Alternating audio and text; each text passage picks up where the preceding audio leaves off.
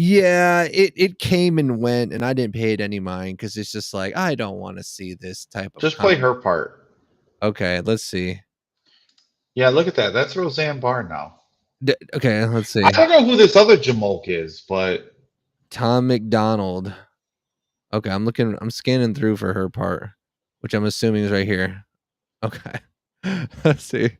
Trying to cancel me and say that I'm a racist. Got a mean hook, they can't get me with that jab. Trying to take away my right to go and say this. Well, listen up, cause this man is going bad. With the facts. Why they trying to turn Becky into Dan? You get screw Eminem, I'm Roseanne. We won, you mad, it's done, too bad. Okay. Yeah, I'll kind of. Was that her only part that she had in the song? Yeah. Listen. All right. I don't care. You would never find me and Roseanne getting on the track together. Okay. It's just not happening. First off, I wouldn't. When it comes to music, I guess I consider myself a little bit more serious. But that's just like, Steve, I wouldn't do it. I don't have any. Yeah. I don't have any reason. Maybe we'll see what's going on in this video. We'll kind of mute the audio and kind of see. Well, I don't know if I want to get into the video because I don't want to like. There's like political references in there. I'm just saying, like, for me, like Roseanne's a rapper now. Okay. Yeah. Like, I just found out that apparently, the government has said like aliens are real. And wait a second, you got your glasses on. You didn't have your glasses on. What's going on with that? Why? The last episode I did. You're going back to glasses? Yeah, for the show. Yeah. For the show, yeah. I mean, it's a very it's supposed to be a fun sort of festive sort of thing. I gotta wear the glasses. Okay. You know what I mean? But yeah. I'd seen that a while ago. I guess it's old. Yes, damn, 6 months ago. Yeah, I don't know. It's I'm tired of everything having a day. Everything has a day. That's true. So like in July, it's like International Plastic Bag Free Day. Wait, for real? You seen that? Yeah, it's World Chocolate Day, National Ice Cream Day. Oh, they had National Donut Day. That happened I think a month or two ago. You could go to Dunkin' and get a free donut. Why do we need to continually give all these days, all these items days? Are the donuts sitting there looking at the cakes and are all like, I can't believe they capitalized on birthdays? That's ridiculous. It's just crazy that everything has a World Chocolate Day.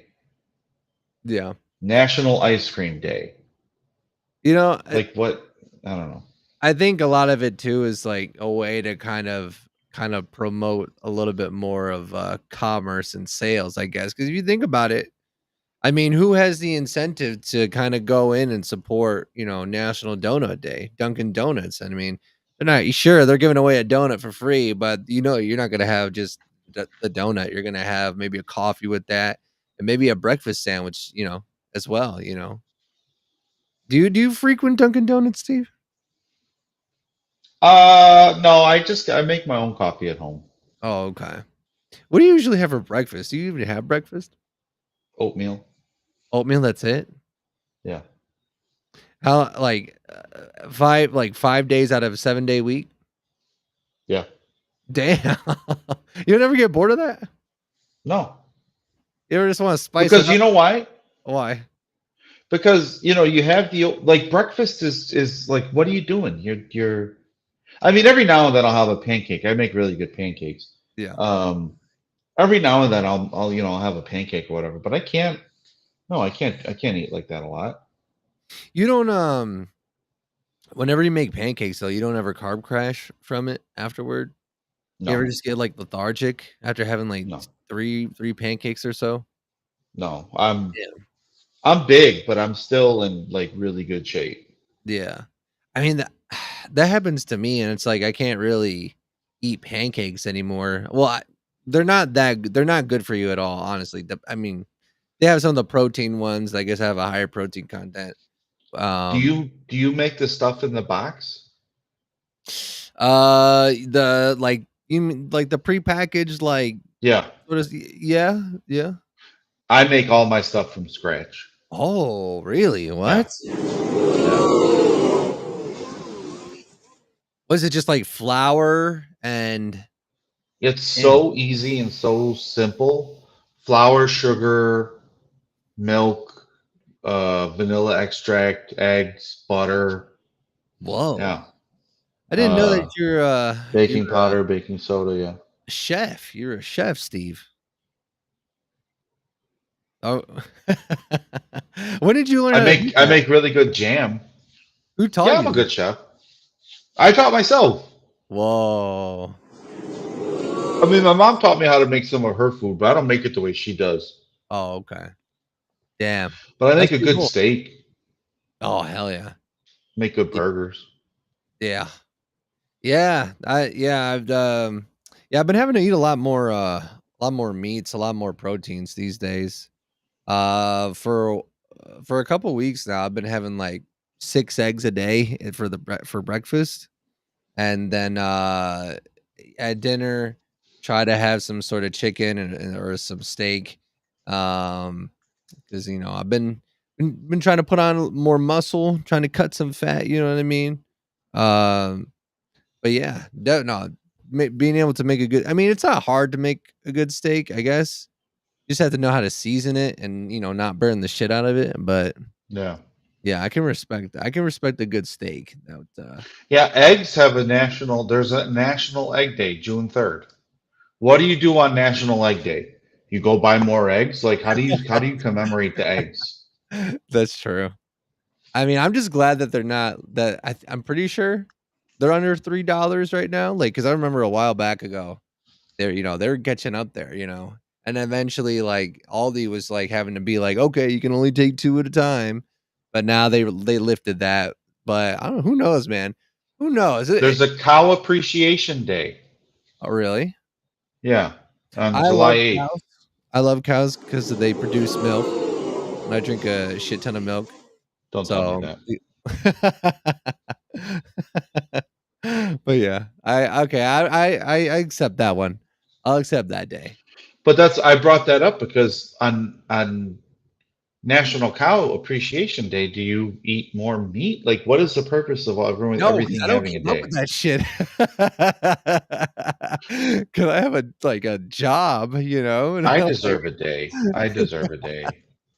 I'm sure it wouldn't be hard. National Steve's Day. Stephen Villarreal Appreciation Day. Oh my God, have you ever Googled yourself? I've never oh my God it before. That's so weird of me to do. Wait, did something come up? What came up? There's a lot of Stephen Villarreals who have died this year. Oh no, knock on wood.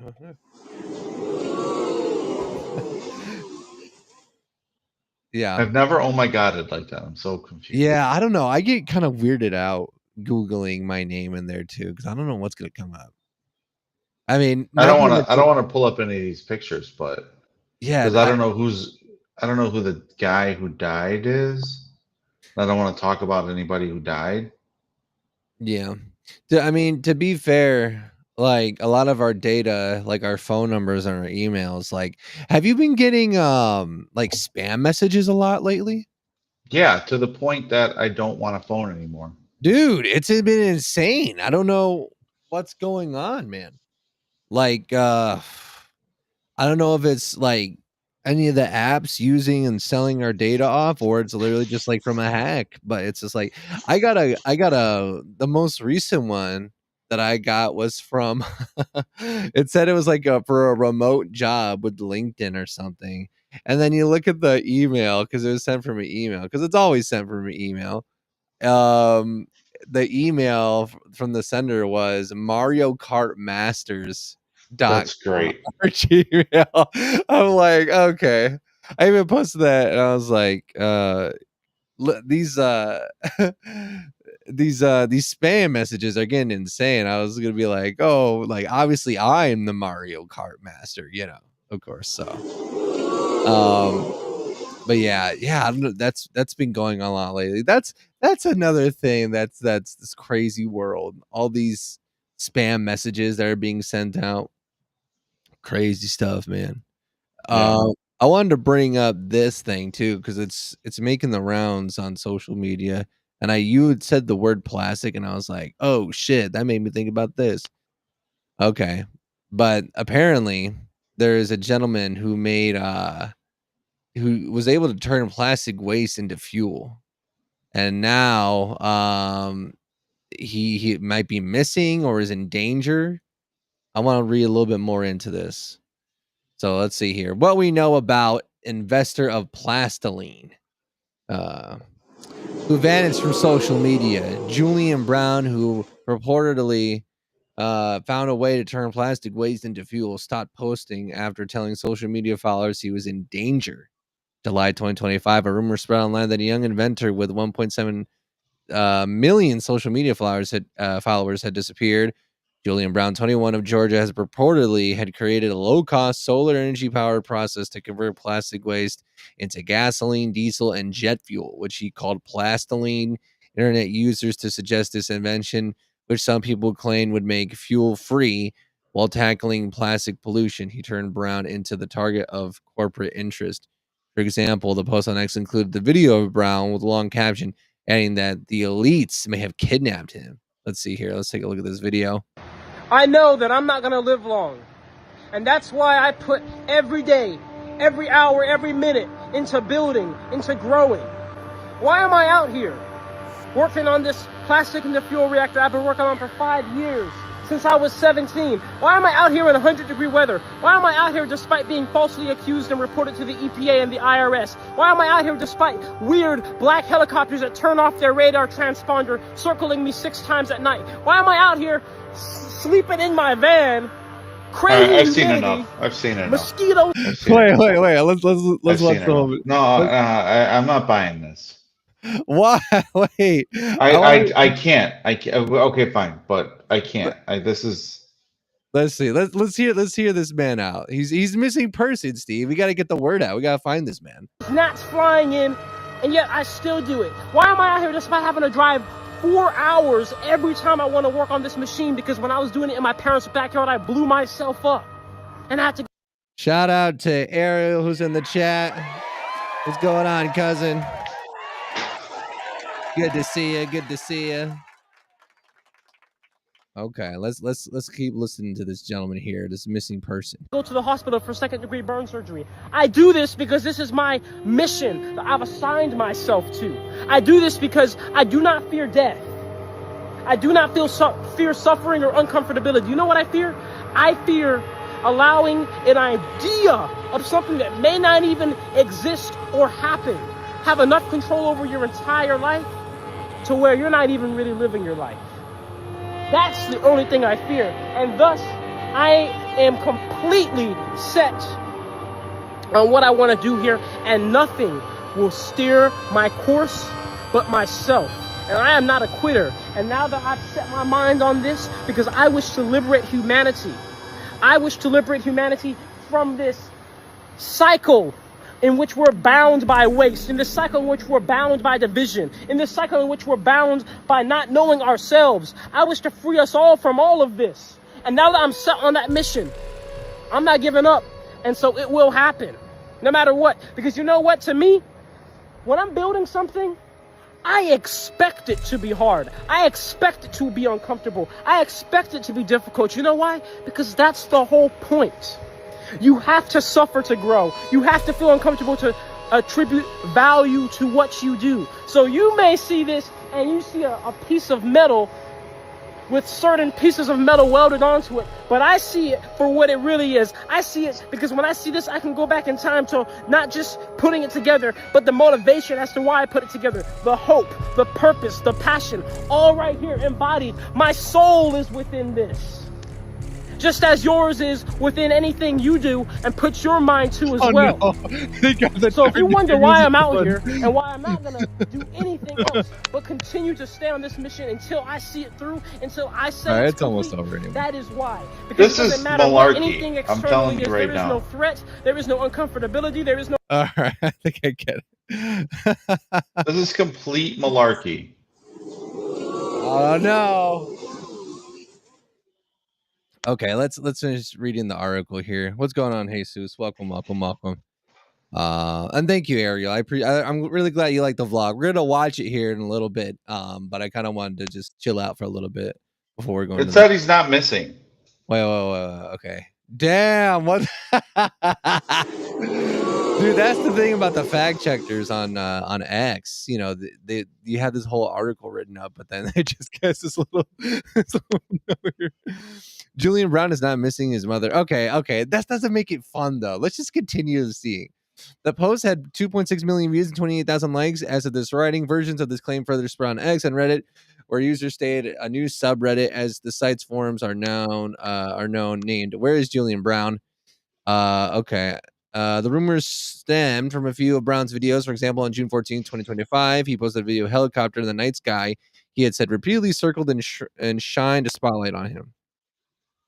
Helicopter that flew really low and had a spotlight at 10 o'clock at night flew over me, shined the spotlight right into my windshield, then flew away, came back, did it again, came back, did it again, came back, and did it again. It came 5 times, and this helicopter was flying so low I could feel the blades in my body, and I was recording it and posting it to my story, right? Where's the footage, brother? I want to see the helicopter. I'm sorry, but I need to debunk this right now. I'm having a hard time. All right. What's going on? What's your hypothesis here, Steve? Let's hear it. So you're telling me this inventor all of a sudden wants to be a motivational speaker, right? All of a sudden he builds this big plastic thing. You're telling me that turns plastic into fuel. You're telling me that he did all that, and the first move he did is to not patent it so he can sell it to the oil companies. You're telling me that he created this wonderful machine and it is out there in the open, right? Anyone can come get it. You're telling me that the elites are going to come get him, take that equipment that he has that turns it into the plastic into oil? I'm sorry, I'm having a hard time following that. Right? I mean, if it's a patent, if his equipment is out there, and there's these elites who control everything, they didn't come take his equipment. He still has all his stuff. It's out there in the open, right? Yeah. This just seems fake to me. Seems like nonsense.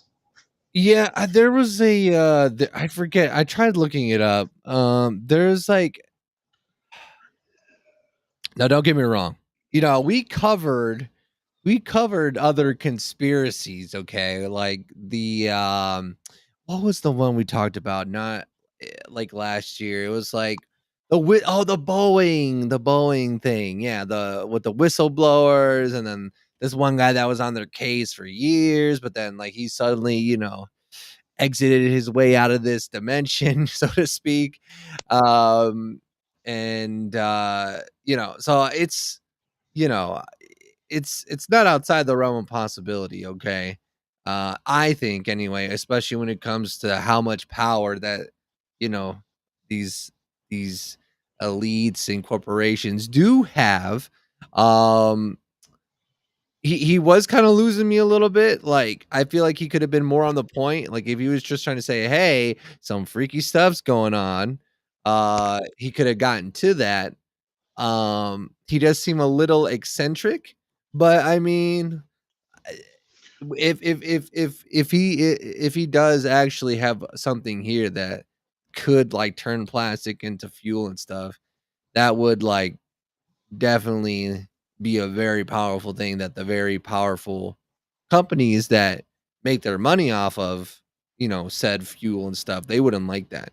But I mean, so I guess but it says down right here, he is not missing. So he's not missing. It says his mother told Daily Mail, imagine your mom having to speak about this for you. You're like, What's his name again? Julian Brown. Julian's off his medication. He's not allowed to go outside in the tool shed. Okay, Julian, they come knocking on his door. Mrs. Brown, where's Julian? He's taking a nap. He's out of his medication. He thinks he built something that turns plastic into oil. He's going to bed. Get off my doorstep. The first thing you do, listen, Julian, if you ever hear this, the first thing you do, can I have the full screen? Yeah, sure, go ahead. Yeah. The first thing you do, if that happens, is you patent your machine, right? Now, if he came out and he said, this machine does this, and it turns to plastic, and then it does this, and then it's over here, and then I take it from here, and I put it in the thing, and it goes like this, it goes over here, and then it comes out here, and then I gotta go do this, and then once it's there, boom, I put it over there. Yeah. And then I have my gas.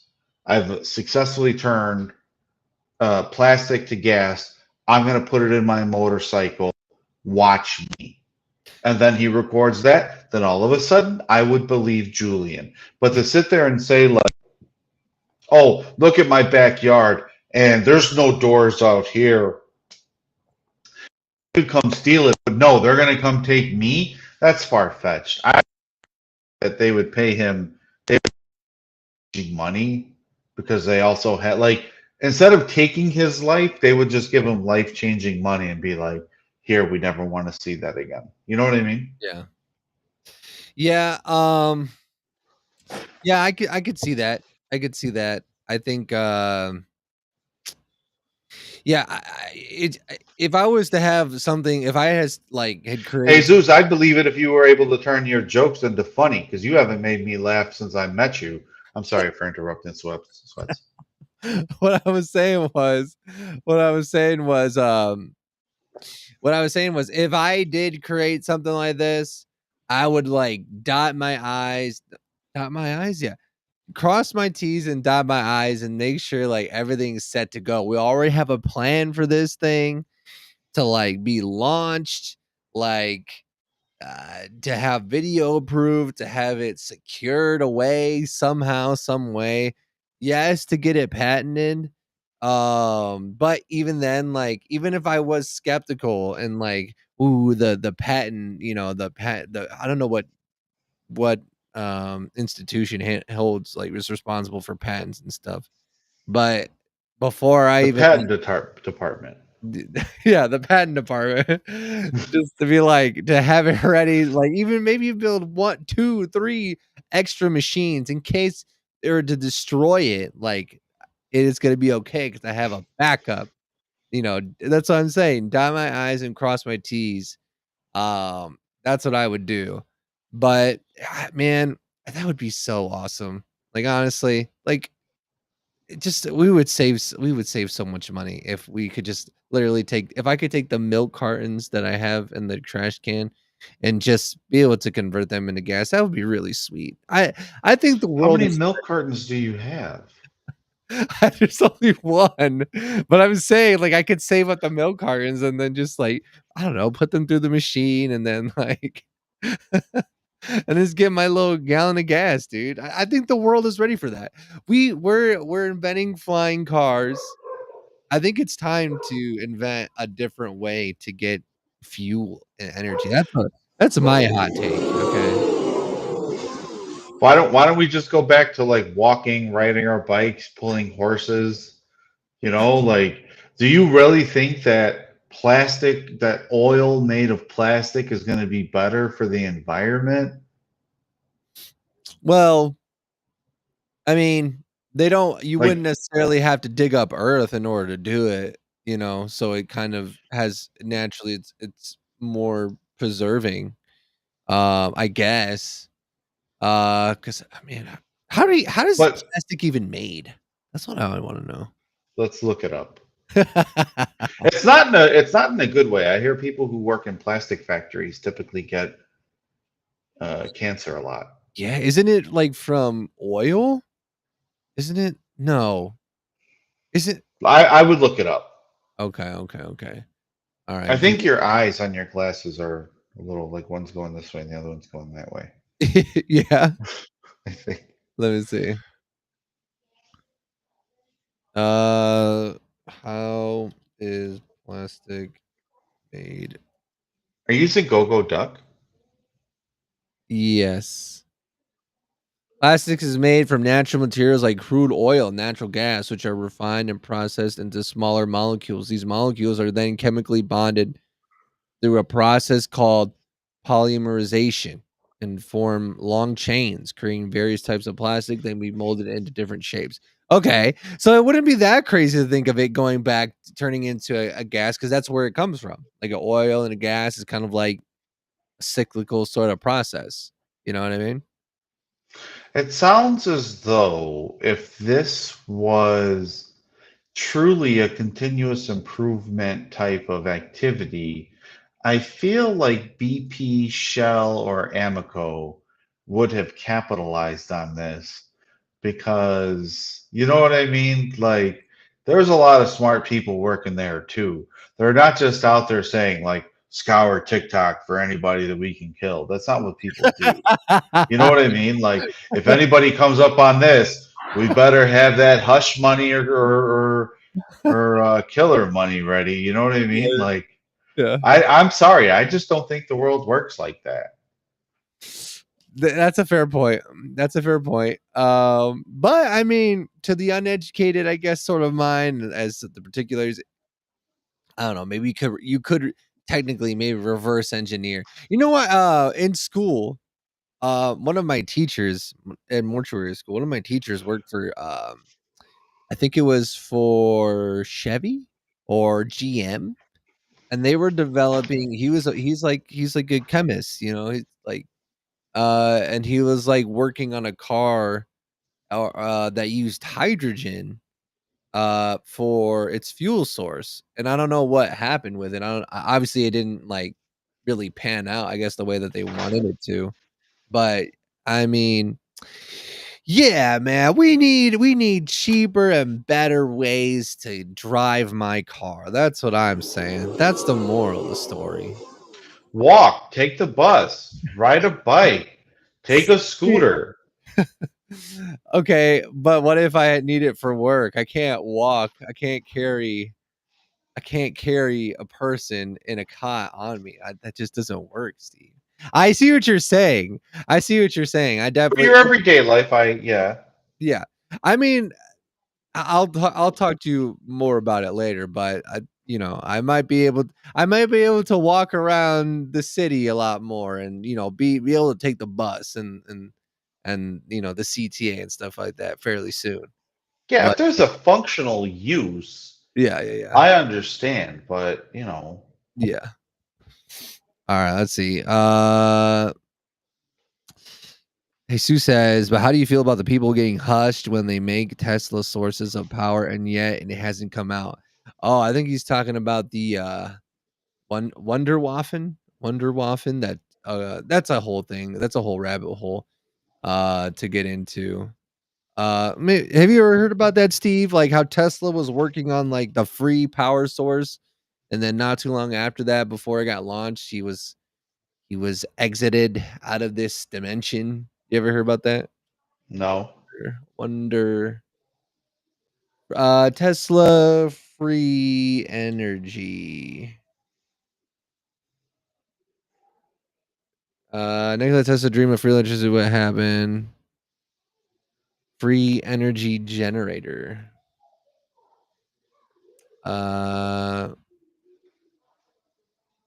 Open source plan for blah blah blah blah. What the? This is not what I was looking for.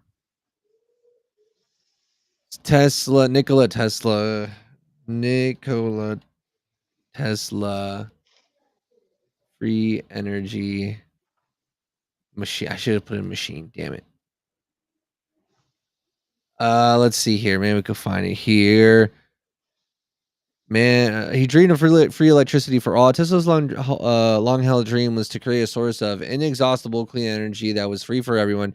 He strongly opposed centralized coal-fired power stations that spewed carbon dioxide into the air that humans breathe.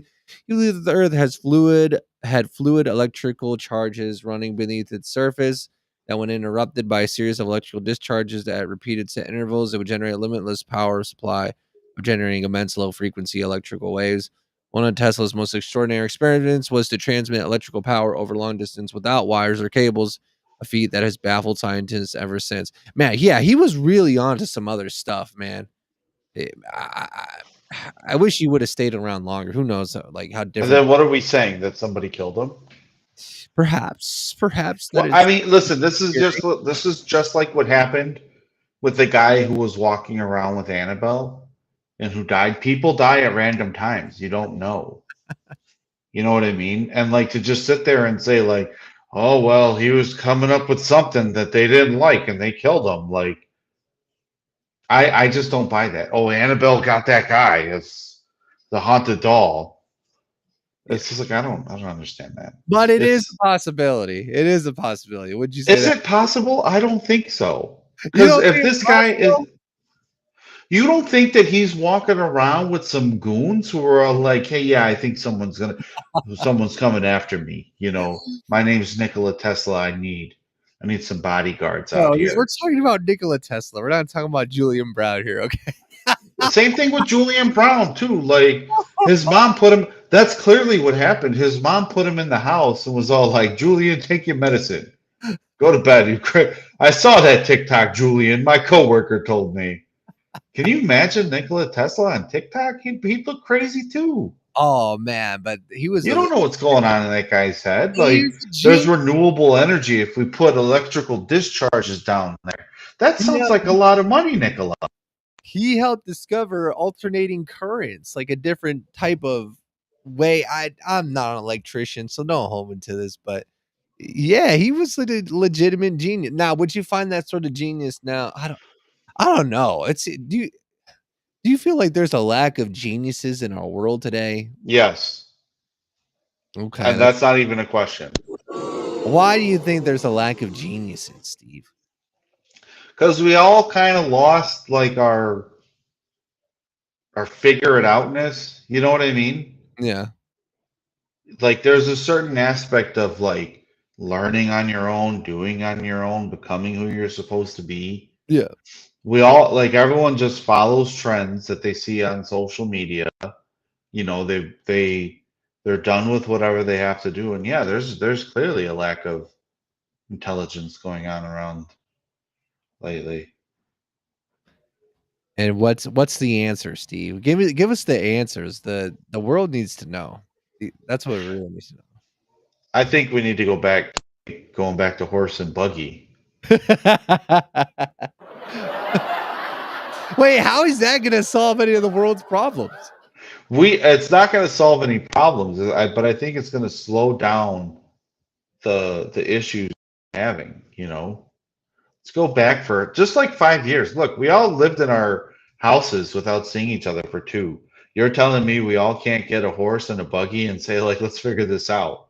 Let's go backwards, you know? Well, I think at least as it pertains to a lot of the Western civilization, especially in America, it just wouldn't happen because we're so fast. Like we're so fast as a country and like as a society.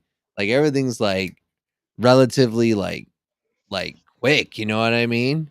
And it's like, then why can't Julian Brown get the plastic oil? Why couldn't Tesla do that? You know what I'm saying? Like if we're so fast, you know, and hey Zeus, I gotta tell you something, man. I think you gotta unsubscribe to us because I can't have fans who misspell words as frequently as you do. You know, every other sentence you put up there, there's an asterisk, and oh, to say discovered instead of discovers. You know. Shout out real quick to Kate in Orlando. What's going on? What's going on, Kate? Haven't seen you in a minute. Good to see you. Good to see you. Hope you're well. Yeah. That's the sort of the other thing is like, I just say that being an American living here, just kind of seeing what we see. But man, like that's the one thing about traveling is that you get to see like how other people like I think a lot of European countries, I feel like they're a lot more relaxed. Like I remember was it in this episode? Yeah. We'll watch the recent vlog that I put out here in a little bit, but I forget the man's name. When I was in Japan, I met like 3 or 4 Lukes or Lucases, which was just blowing my mind because like I feel like we're a rare breed, but just What are you talking about? I was working with a Lucas all week. well, still, we're a rare breed. There are more Steves than there are Lukes. Let's just be real, Steve. Come on. Be I honest. don't know about that. Okay, you name a Steve and I name a Luke. What's that? You name a Steve and I name a Luke. Like a famous one? Yeah. Steve Buscemi. George Lucas. No, bullshit.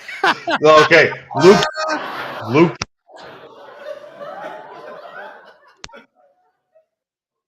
Come on, let's get. That's the laugh track. Oh, Luke Bryant. Okay. Steve Madden. Go. Who's Steve Madden? Bullshit. You can't look it up. That's a fucking. Who's Steve Madden? Steve Madden, one of the most famous coaches in NFL history. Steve Madden? John Madden. John. Okay. Steve Madden. Hold on. Wait. Who's Steve? What alternate universe are you in? Wait, Steve Madden. No, Steve Madden is on the shoes. Steve Madden is the clothing company. I'm sure it's based off a real man. Yeah. No, you can't look it up, Steve. That's fucking cheating. Go. Luke Perry. Dude, are you looking it up? I can see you. I am. I'm not going to lie. I am. I'm looking at a whole bunch of Lukes. Why don't we ask ChatGPT? Why don't we just settle the score? I got ChatGPT right now. Let me pull this Luke up. Skywalker. Hey, we haven't even talked about Hulk Hogan yet. Oh, that's right. Okay, hold on. Okay. You know what bothers me about Hulk Hogan? Yeah. Is like when he died, everyone had a problem with him. Yeah. I didn't know. I don't know the extent of it, but like everyone, like people are all like, "Yeah, I hate that guy." It's like I don't. Did we hate him before he died? I don't know. I can't keep up with the opinions lately. I think that's what bothers me. Oh yeah, I definitely feel that. Like, I haven't really. Here, okay, we got ChatGPT pulled up. Let me share my screen here. Where is it at? Stop sharing. No. What does that mean? GTSY 100. GTSY. I don't know. You'll have to explain that to us, Kate. We're just great to see you. Oh, perhaps. Yeah, we're just some country bumpkins over here in Chicago. You have to kind of break it down for us simple folks over here, okay? Okay, let's see. Can we see ChatGPT? Okay. What is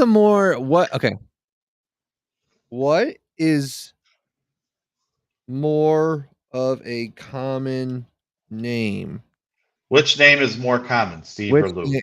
Which name is more common? Which name is more common? Steve or Luke? We're asking the hard questions on this. All right, let's see here. I feel I should do the drum roll. Okay, no, okay.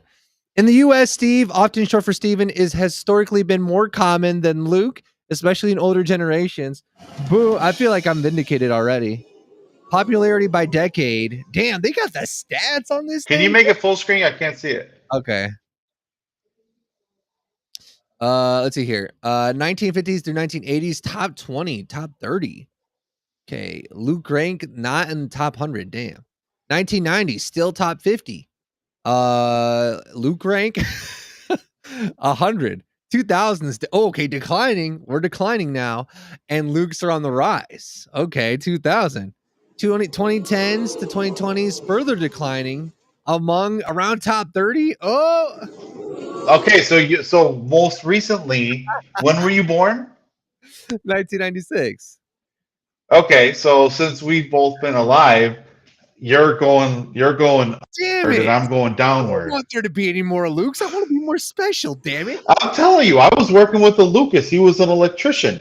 You know? Stupid. I don't like that. It's dumb. It started out bad. It started out really bad, but it finished strong. Yeah, dang. Well, at the same token, I don't want there to be. Well, I don't know how.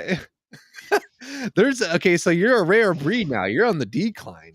They're Last of a dying breed. Man, that's. I don't like that. I don't like that. There's more Lukes in the world. That sucks. All right. Anyway, off of that, Hulk Hogan. Let's talk about Hulk Hogan here, and then we'll get into we'll watch the vlog here. All right. Have a good one. Just not showing a little support. Hey, I appreciate it, Jesus. Thank you. Don't come back. Thank you, Jesus. Appreciate you, buddy. Steve or Jesus? What's more common? What's a more common name? Steve or Jesus? Let's see. Okay, let's look this up. Is ChatGPT still on there? And I don't think we have fans. I'm the one who rebukes fans. Yeah, I know. Okay, it depends on what you're asking, but in the United States, here's the breakdown. Us in the U.S., Steve, short for Steven, is more common overall than Jesus, especially among older generations. Jesus is less common among non-Hispanic, Hispanic populations, but very popular in Hispanic Latino communities. Name ranking U.S. baby names. Steven ranked 246. Jesus ranked 173. Damn. Steve is the first name not in the top 1,000. So while Steve is more common as a nickname or among older generations, Jesus is currently more popular as a baby name. Okay. Oh, baby name Jesus. I wish he was still here so we could hear that. His name is popular amongst babies. Damn. All right, let's see here. Which is probably why he acts so juvenile. Let's see. So we're gonna look up Hulk Hogan.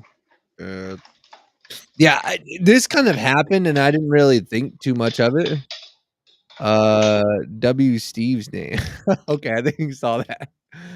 Okay, let's see here. Nice. I don't know how you use those things. Yeah. Well, these ones are prescription lenses. I just took I had to cut out a sticker and kind of match it. Oh. Hey, it took a lot of precision. Hey, what's going on, Stash? What's going on, buddy? Welcome. What's going on, buddy? Hope you're doing well, my friend. Let's see. Let's look for a good article. They're privately processing. Okay.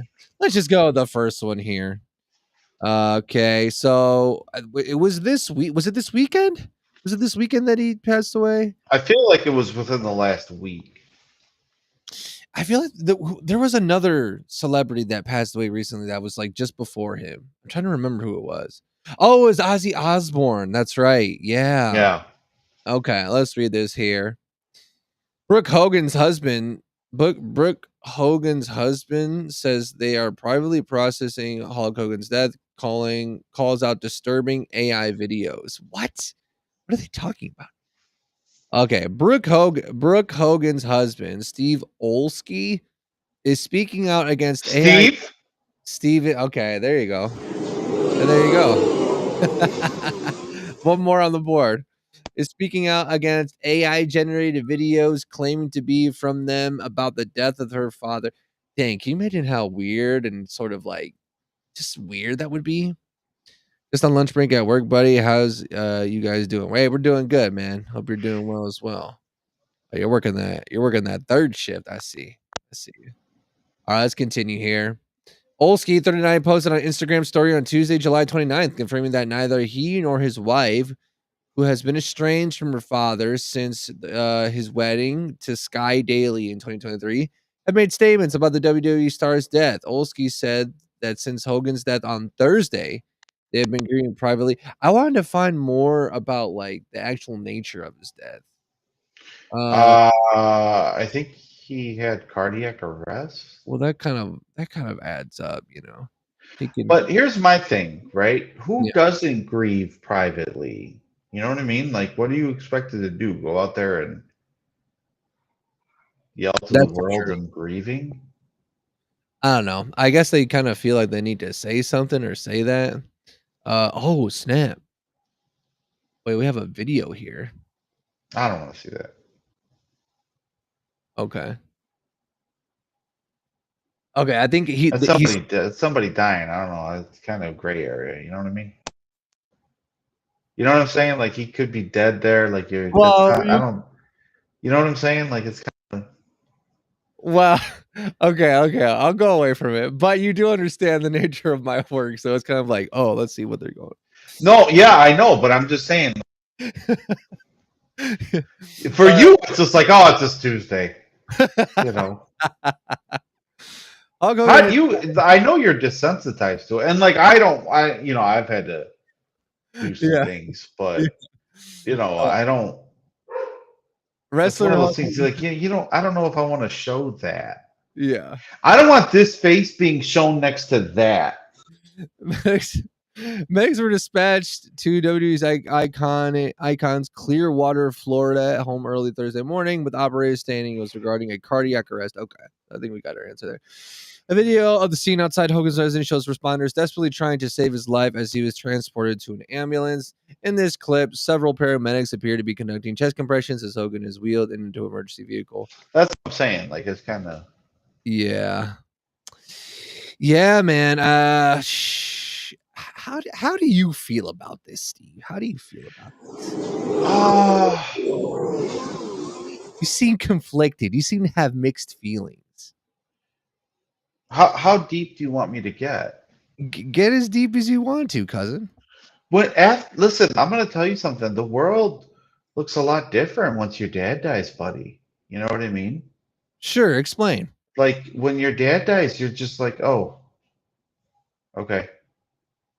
Like you see this stuff and you're like, oh, huh, okay. You know what I mean? Well, you also have to keep in mind what I do. So it's like that's like that what you're saying on top of what I do. Yeah. So it's like but I guess I'm trying to understand more there's like a There's like a psychological aspect where you become numb. You know what I mean? Yeah. Like you're numb to a lot of that stuff. Yeah, I think I always kind of found it, I guess, sort of strange, like how some people get really upset when like a celebrity or something like dies, and like they feel like they actually like feel a really like like actual emotion toward it. You know what I mean? And it's again, it's like I'm coming where I'm coming from, what I do for a living, so it's like it's hard for me to understand it. You know what I mean? But I can like I think one that it won't like affect me. It'll be like, oh man. But when Sylvester Stallone goes, it's like, dang man, like that was like Rocky, like that was truly like an inspiring movie that I could watch over and over again. But it's like I never knew the man. He never knew me. And it's weird. It's a weird sort of thing. Like I don't think I could really ever truly get to a point where I'm upset like some people can. Which I'm not shitting on that. I'm not, knocking that, but it's just like I don't kind of understand the mentality. Uh, Yeah. it would be interesting to kind of see how that I mean, it doesn't feel good, so I guess maybe not, but just to have that sort of have that mind, you know what I mean? That undesensitized mind. And I guess that's what you're trying to say, kind of like Yeah. so it doesn't really so this kind of it's just like, oh, okay. Kind of like, Yeah. It's like my life goes on, and I don't mean that in a rude way. yeah. You know what I mean? Like I'm not like I'm sympathetic, but he also lived to 71. He saw a lot of the world. A And lot lived of lived a Yeah, life he that lived a very long life. a life that, Um, like, not very many people could mhm. say that they lived, so it's like, well, you can't expect to, like, live forever, and I don't even think that's necessarily what we're trying to say, it's just that Yeah. I guess for us as, like, 2 grown men, it's like it's I mean, I and my okay, so maybe a little bit more context.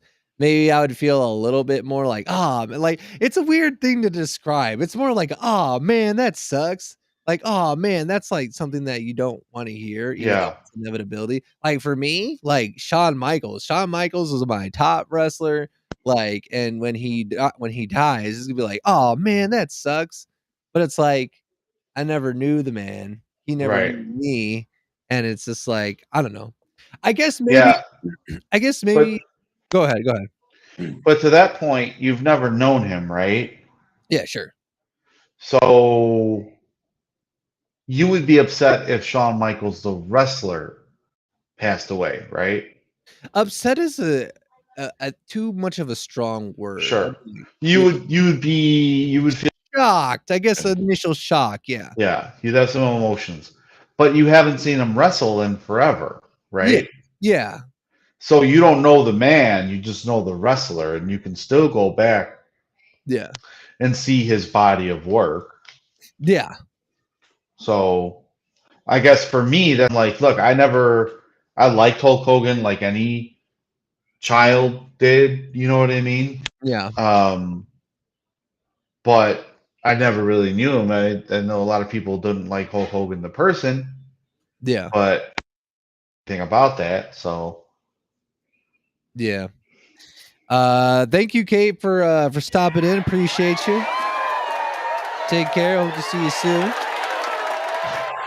I guess really the only sort of point to it which is kind of weird how we were talking about it, but we're like, whatever.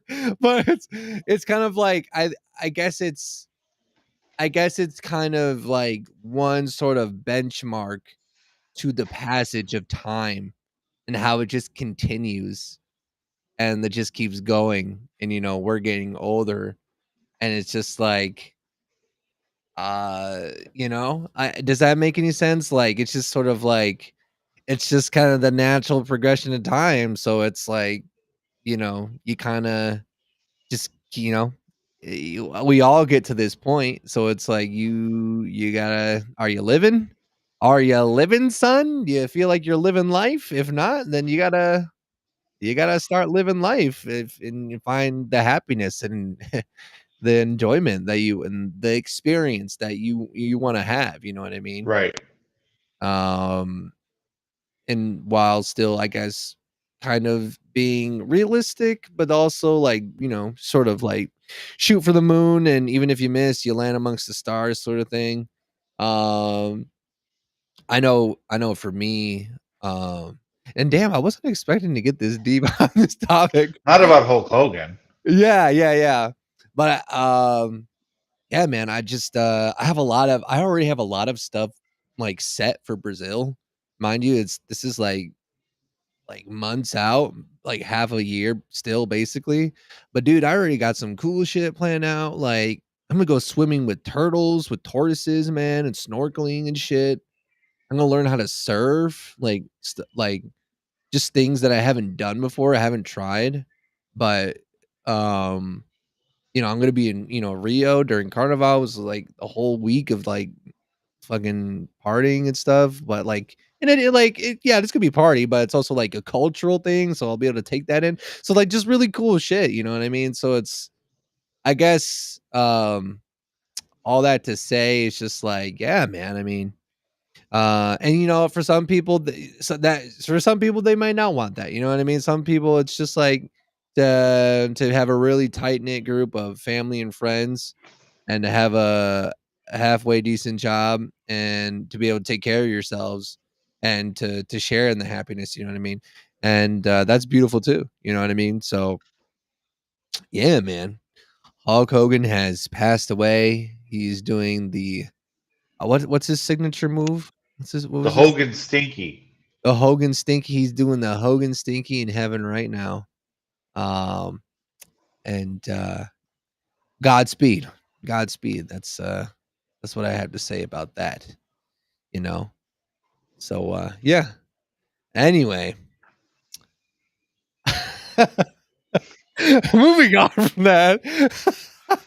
Should we go back to Julian Brown?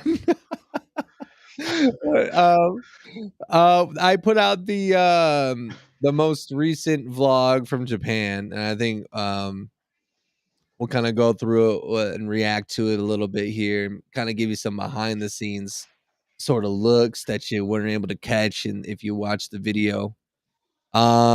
I definitely am satisfied more with this one than the first episode, just inherently because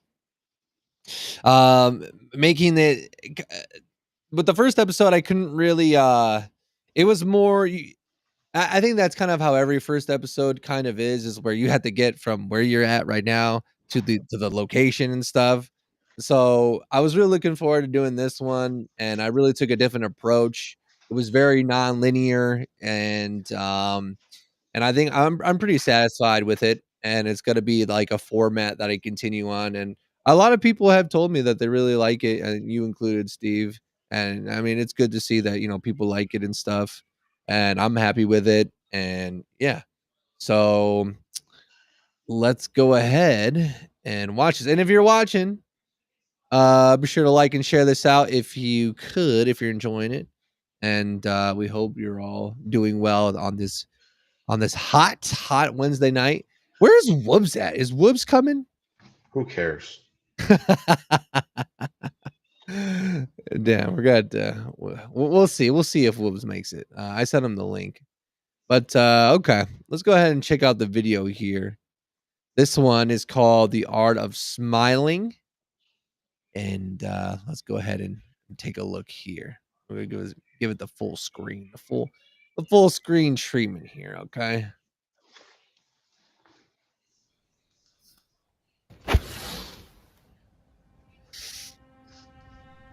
Four walls, one bed, and a window that barely opened.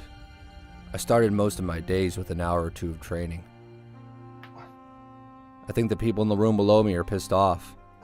I felt a couple thuds of a broomstick beneath me while I was doing burpees. It's around 8 a.m., so I guess I can't blame them too much.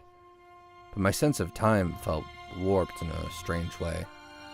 I made it a point to stay off of social media for the 2 weeks I was here, so it made it even easier to be consumed by this feeling.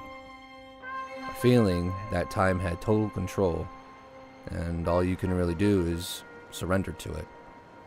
But I think it's a setting that teaches you a lesson. A lesson in the art of smiling.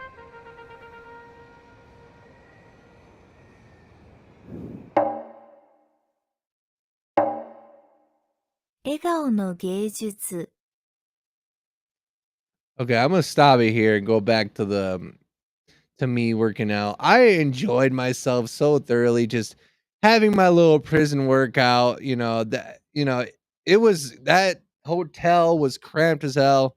I don't know. I really took an enjoyment in it. It was kind of like making the best out of not a bad situation, just kind of just using what you got to your advantage. And I don't know. I really enjoyed that, and is pretty important to me to continue with the working out while I was there.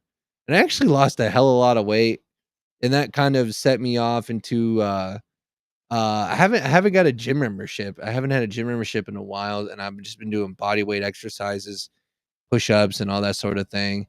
And this was kind of like the start of me doing that because I saw how like the results were coming in.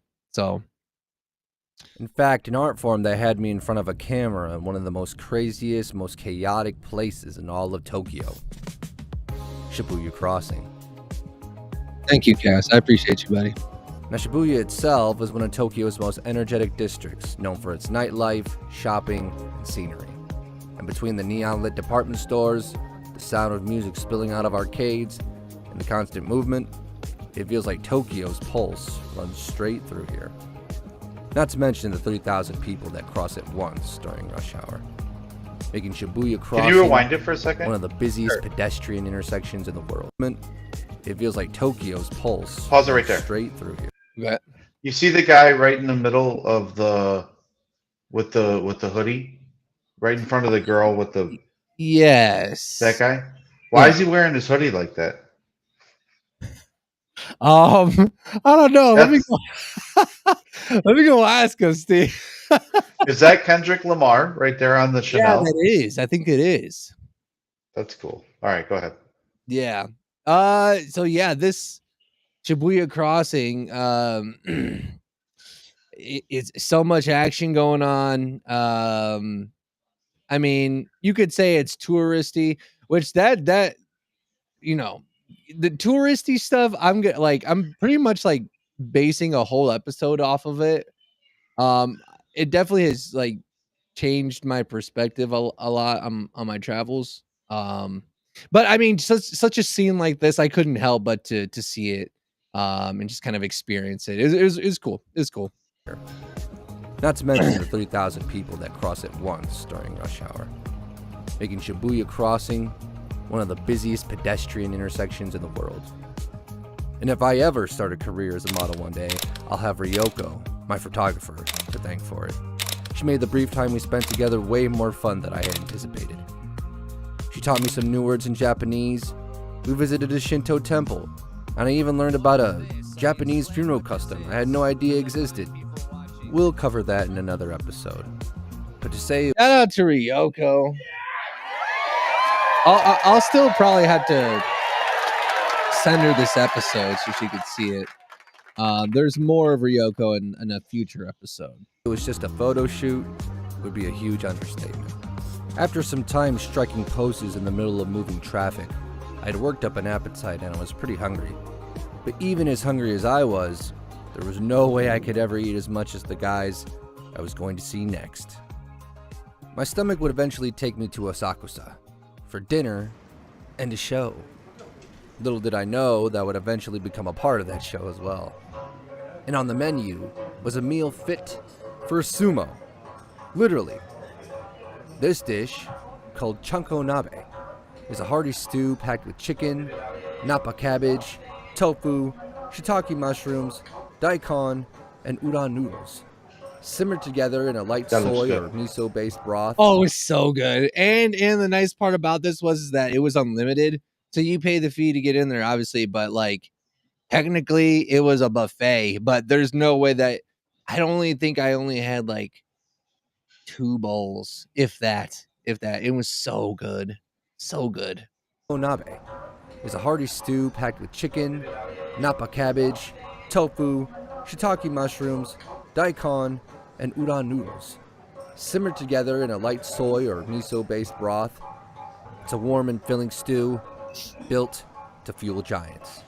And apparently, this is what sumo wrestlers eat to get big. Take a few bites, and you'll see why.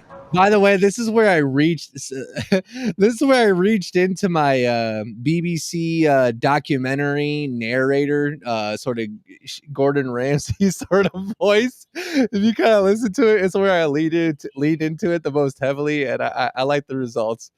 And my favorite part, well, you'll see. I'll say it when it comes. Daikon and udon noodles, simmered together in a light soy or miso-based broth. It's a warm and filling stew built to fuel giants. And You know what makes me happy? This is what sumo wrestlers eat to get big. You know how when people eat something, they nod their head and they're like, "Oh yeah, that's good." Yeah. I'm happy you didn't do that because that makes me mad when I watch someone eat. And I'm like, "Oh yeah, that's so good." Oh yeah, it's just like, come on, we don't need that. Let's leave that alone, okay? Yeah, I try not to do any sort of play acting when it comes to it. If I'm gonna have me in the video, it's just to it's really just B-roll to kind of like keep the flow going. But I definitely wasn't trying to do any like play acting or anything like that, you know. Take a few bites, and you'll see why. Delicious, dangerous, and one more bowl away from it being bulking season. I don't know why that's so funny to me. But here, I'm gonna do it right now. Hold on, I'll go back to it. I know this is childish. It one more bowl away from it being bulking. And one more bowl away from it being bulking season. Okay. All right, let's get back to it. Meanwhile, I learned about traditions, the training, and the rituals of the sumo culture. Sumo is more than a sport, after all. It's Japan's oldest form of combat, with roots tracing back to over 1,500 years ago. Originally performed as a ritual to entertain the Shinto gods, sumo was just as much about ceremony as it was about strength. Fast forward to today, and those traditions still shape every match. Each move has a spiritual meaning. You got both active sumo wrestlers, or rikishi, forward to today, and those traditions still shape I like the way his head every rolls. match. Each move has a spiritual meaning. Active sumo wrestlers, or rikishi, live in training stables, follow strict hierarchies, and devote their lives to the discipline. Eating huge portions of chanko nabe to maintain size, and training from dawn till dusk. And while the world has changed, sumo hasn't. It still moves at its own pace. Heavy, humble, and deeply rooted in the past, even as it rumbles into the present. Throughout the show, there was this quiet intensity in the room, the kind that makes you sit up straighter and pay attention. You could feel the pride in every movement. But eventually, seemingly out of nowhere, they asked for volunteers. They were looking for any and all brave souls to step into the ring, appease the Shinto gods, and challenge either of the sumo in combat. The big guy looks like it was a one notion of the, I couldn't ignore. So the big guy looks like Majin Buu Mahjong Buu? Who's that? from Dragon Ball Z. Oh, I have to look. You have to look Look up Majin Buu. Well, after to remember that guy's face and look up Majin Buu. He looks like Majin Buu. Let's see here. Mahjong. Majin space Buu. Mahjong Buu. Were you big into Dragon Ball Z? Yeah, I was the first one into it, and out of everyone I knew, and everyone made fun of me. And then they're like, "Oh, that's actually really cool." No, I mean Dragon Ball Z is very popular. So I mean, yeah, let me see. Replace screen sharing. Mahjong Buu. This guy. That guy, yeah. Doesn't he look like him? Yeah, he kind of does a little bit, actually. Mahjong Buu. Majin Buu. Majin Buu. Okay. Yeah. Okay, you're actually pretty right. I think that's a pretty accurate. Pretty accurate. All right. Let's see. I decided to volunteer, thinking that I too could be as strong as the sumo. What's your name? Sweats. Sweats? I wore you to bed last night. Comfy. Very comfy. All right, now, where are you from? Chicago, Illinois. USA, Chicago, the Windy City. All right, Sweats, have you ever studied any martial art, anything the boys should be worried about? Well, no, but I do weightlift. Do you weightlift? Me too, every time I stand up. Thank you, I'll be here all week. All right, Sweats, you're a bodybuilder, a weight trainer. All right. The only thing I would have not done if I were you, when I was in Japan, because I saw the whole episode, I wouldn't have worn that getup. I would have said, "Nah, I'm good. Don't worry about it. I'm gonna go out there." Well, yeah, I guess it is part of like what they wanted to do, but it was damp. It was very Yeah. damp. Yeah. The little stupid thing, the little what don't get hold on. I know what it's called. The chungmonge. The chungmonge, that's the little knot that the sumo wrestlers. There's Yeah. I learned a lot about the culture and like a lot of the stuff has some like deeper meanings. The chungmonge, but yeah, they just put that in my head and my like I didn't comb out my hair. I didn't put any conditioner. My hair was like big. My hair was really big, as you could see there. So it Yeah. was just like it was a pain in the ass. As you could see, it fell off when I was trying to wrestle the guy. So yeah, but yeah, it was definitely a little icky to be in. The other thing that bothers me is everyone's like recording on their phone. Is that guy on the upper? Did he go too? I didn't notice him the first time I saw it. Yeah, he went too. Okay, I just Yeah. thought he was dressed like that. I'd say that's pretty weird. But I was the strongest. Okay. Gonna be Asanobori or Asanahide? I want big guy. He wants the big guy. And here's another thing too with this. I wanted him because I don't know. I wanted more of the challenge. I want to take on the bigger guy. Okay, because that's what I do. My favorite part of this whole video is right where you paused. If you look at the guy in the red, he's all like, "No one ever picks me." No one ever picks good old Cyclops. Yeah, that's right. I don't think anybody winning it because he's not as big. Like he doesn't like. He looks like he's thinning out. Like mind you, these are retired sumos. They're like guys that like are out the game. So it looks like he's trying to lean in there, But yeah, one of the bigger. They probably get paid by how many people pick him, and there you are. His kids can't eat. Oh, he's eating. He's eating. Don't get that twisted. But yeah, He looked so upset. I noticed that when I saw it. He looked so upset when you didn't pick him. No. Here's the thing. The reason why I picked him, the real reason why I picked him is because when I was going into the club, I had asked him, the guy in the red. I said, well, he had said, "Oh yeah, come inside," and then this Asanabori was like, I don't know. I think he was talking to me, but it's almost like he was like irritated. And then he said something. I don't know what he said, but he said gaijin. He said guy. And if you if you remember the first episode, guy is like, or gaijin or gaikokujin, it's foreigner, tourist. Guy or guy Goku, it has a little bit of a negative connotation to it when they say that. So I was like, I picked up him saying guy. I'm like, and I'm chill. I'm just chilling. But I'm like, oh, okay. Interesting little exchange here with the sumo that seems a little pissed off for some reason. So honestly, that is why that's one more that's honestly the reason why I picked him. Because I was like, okay, you want to call me guy? Let's see. I'm gonna show you who's a guy right here. You know what I mean? Yeah. Yeah. All right. And Sweats, who are you here with today, brother? Oh, I came solo. Uh-oh. Give him some love. Someone got your camera? Someone filming you? All right. Tony Butchie, the solo from Chicago. Have you ever seen Salt Bay? Have you ever seen the Salt Bay guy? Who does a little salt? If she ever sees this, I apologize. But I made a friend that was actually helping me record and take pictures.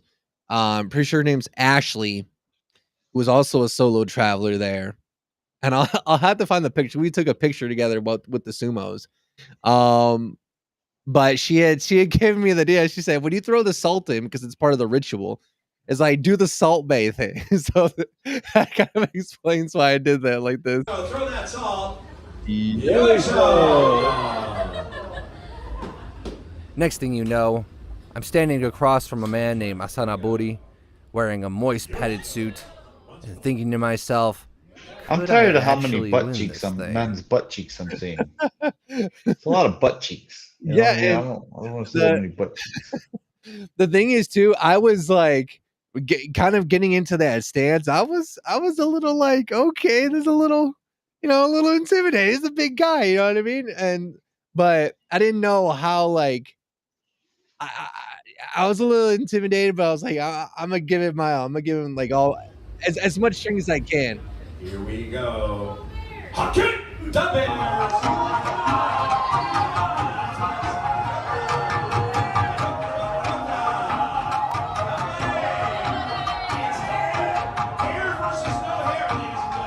He wasn't sweaty. I was sweaty.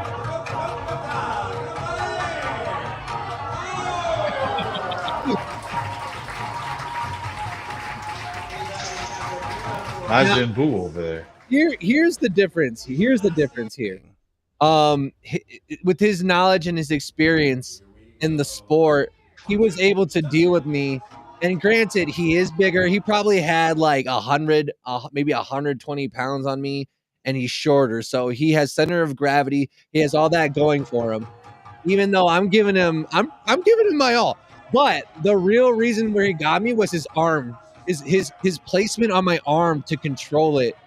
I noticed that. I was trying to get underneath him, but he was just, I mean, there's no way that I could actually maybe off his sheer strength, maybe, but with his experience, he was able to maneuver me and maneuver my weight to the point where he was in control.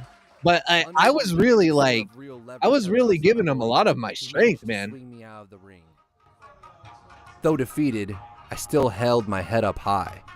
After the match, he shook my hand and told me I was very strong, which gave me a strong sense of pride that night. Yeah, I know, he did.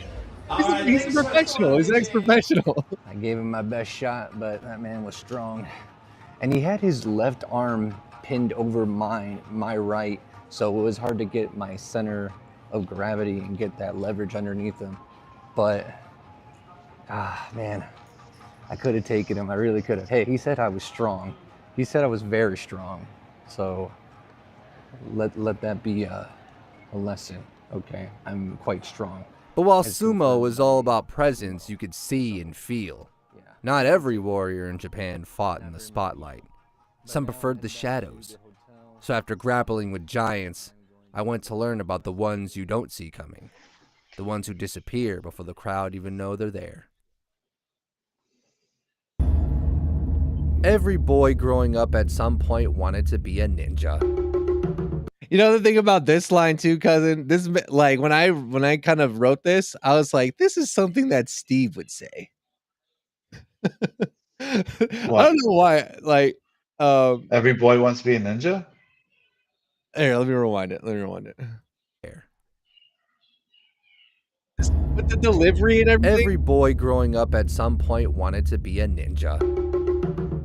I don't know, for some reason I just pictured your voice saying that, and I was like, this sounds like something Steve would say. I don't know. Really? Yeah, I don't know. It was strange. It was very strange. I was like, I don't know. Steve might like this. I don't know. Or he might not like this. I don't know. Who could tell? And when you visit the country where the ninja was born from, you have to go and learn a little bit more about him, right?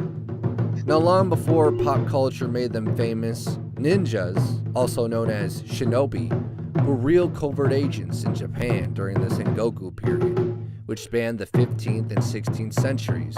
While samurai fought with honor on the battlefield, ninjas operated in the shadows, spying, sabotaging, and gathering intelligence. They were masters of disguise and survival, often farmers by day and agents by night. Most of what we think we know, throwing stars, vanishing smoke bombs, is more fiction than fact. But the real-life ninjas were no less fascinating. They weren't looking for glory, they were looking to win, and quietly. This show felt like watching a movie unfold in real time. Choreographed fights, dramatic music, and storytelling through stunts. They even taught us about Tashima Wari, the dramatic stage combat techniques used in film, theater, and live performances to replicate real sword battles. It's all about rhythm, control, and making every move look deadly while staying perfectly safe. Now I figure since I already had fought a sumo, I might as well practice some of my own Tashima Wari. So I went up on stage, sword in hand, while learning. That kid, cool kid, was with his dad. His name was Lucas as well. Yeah. That's one of Hey, the- I thought it was really cool how you volunteered for a lot of that stuff. That's pretty awesome. Hell yeah, you got to. Like, you got to be able to come away and like look at these experiences, dude. I mean, the way that I saw it is like, listen, I don't know if I'll ever be back in Japan ever again. So I gotta try to give my money's worth on experiences. You know what I mean? Like, I don't know. Like, you know, like the idea of like tall tales and stuff like that. I don't know. I think about one day, like, like if I have a son, be like, I'm gonna be tucking my bed. I'm gonna be tucking my son into bed. He'd be like, tell me a story, and I'll be like, all right, let me tell you the one time that I fought this sumo wrestler. Let me tell you this one time. Yeah. And I don't know. Your grandkids. Yeah. I'm just like, I don't know. It's maybe it's a little cheesy. I don't know, but Are you gonna make your grandkids call you Grandpa Sweats? maybe I might. Maybe. I don't know. Perhaps we'll see. We'll see. We'll see what the chips fall they may. Choreography.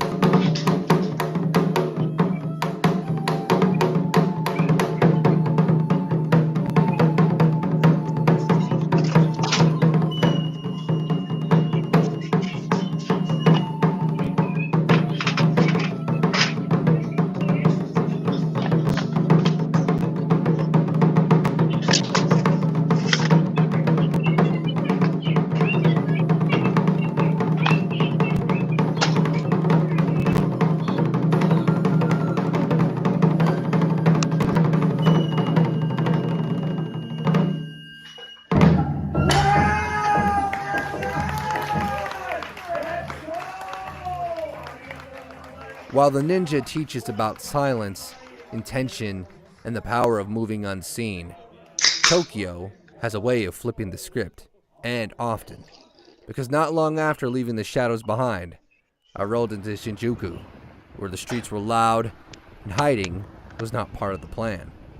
As I was cruising around one night, I heard the sound of a voice coming from a speaker.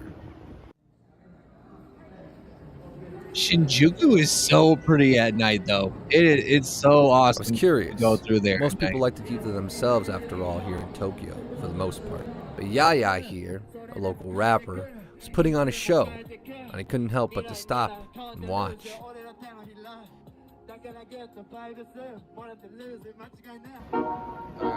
Yeah. Let's go. Let's go. Yeah, ここは日本高ましどこ俺は俺変わってもねえぜまたどこと車ハロメオ聞かねえここは日本東京時よまたアイス帰ってもねえけど超調子いいまた大人み乗り俺ベイビー後ろ横にはミカエル Yeah ミカエルマイダーエンジェルいつでもハロメ聞かねえ手さ上日本俺今日も遊ぶにが聞こうここで聞こうもマジかけねよマジ調理熱すぎし調子がいい変わってくぜ信号の It had been a minute since I picked up a mic, and even longer since I performed in front of an audience. Kick it over to me. I'm about to kick a freestyle, so really here Tokyo, Shinjuku. Man, this is merci beaucoup. I don't even speak French, but I'm here doing my thing.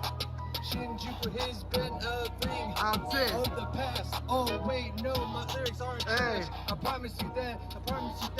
Got to turn up tonight. Go to womb, Adam. Warp, about to turn up and get fucked up. Oh wait, can I swear in public? Oh yes. Yeah, let's go. But this moment right here, this was special.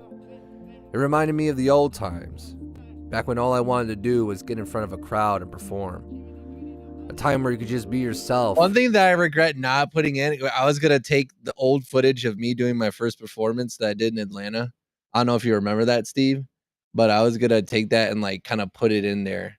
I don't know. Maybe one day I'll go and patch it in, but yeah. For everyone to see and forget about the rest. You get older, and after a while, you might lose a step or two, but you never quite forget the feeling. It was a feeling that I've missed, to be honest. But Tokyo was helping me to find it again, even if for a moment. Of course, it's important to remember to have fun.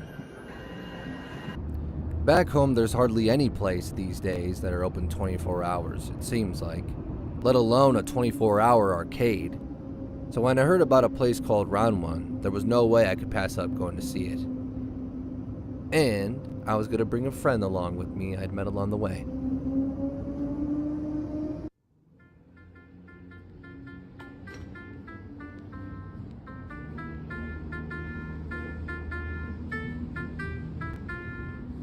What? Emmy and I had met earlier during the trip when I was down in Shibuya, and eventually I invited her out to join me. After all, arcade games and air hockey are a lot more fun with someone else to play with. Whoa. So good. So good. Like an amusement park packed into a building, this multi-floor arcade had it all.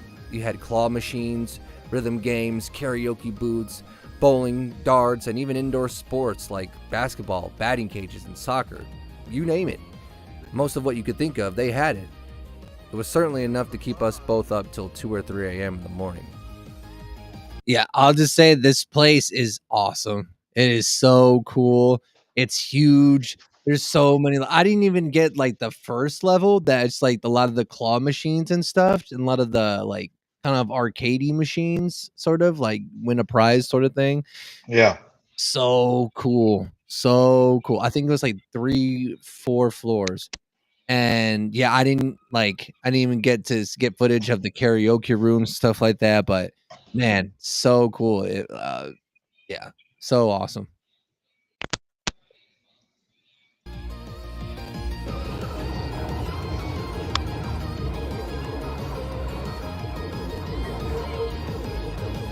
What happened?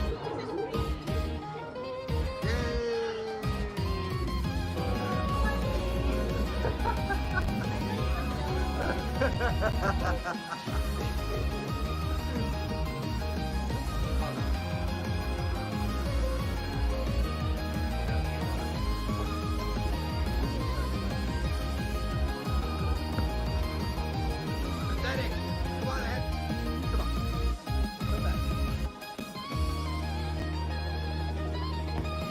Oh, you see that? That was it. I count that. This is crazy, man. And And they even had archery. They had an archery thing, which I mean that could be probably dangerous, but they had an archery with a bullseye thing. It was so cool, man. Crazy. That looks fun. So fun. All right, come on, let me go down there. You gotta defend me. Come on. Lee would have an amazing time. It'd be the experience of a lifetime. Why is it so empty? Because it was late as hell. It was in their 24 hours, so it was like, yeah, I wanted to go see it at some point. We kind of lined up. I hate, I am just not good at roller skating. I don't know how it's done.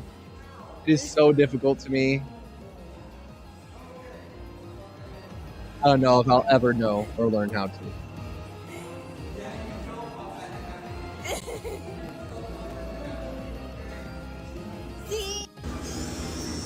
And this was cool as hell. This wasn't really a part of the.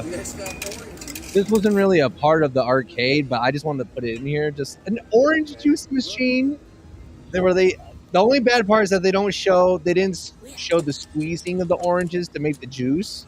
It smells so bad. But my mind was blown just by seeing this. I thought that was pretty cool. So cool. They're like little orange balls.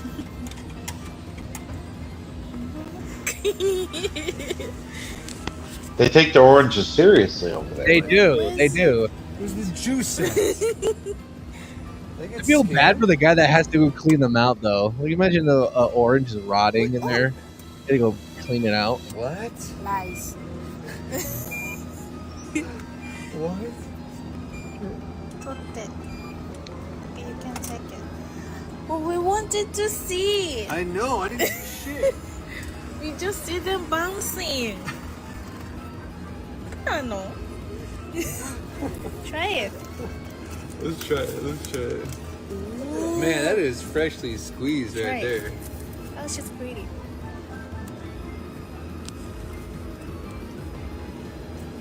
It was actually good. It was actually really good.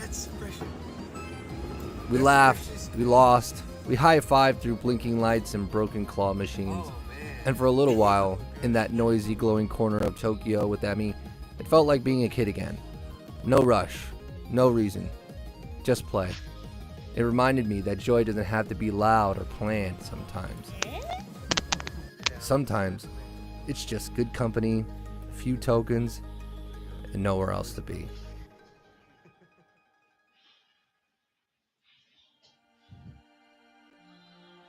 A photo shoot in a sea full of strangers. A sumo match I never planned on wrestling. A sword I didn't expect to hold. A beat I didn't know I'd rhyme over. And feeling like a kid again while making a new friend. These weren't just fun things that I did. They were moments. Moments that reminded me of how to remain like a child at heart.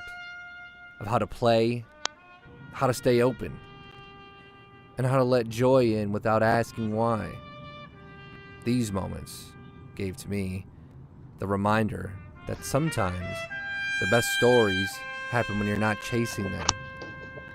And by living fully, feeling freely, and saying yes to the unexpected, therein lies the art of smiling.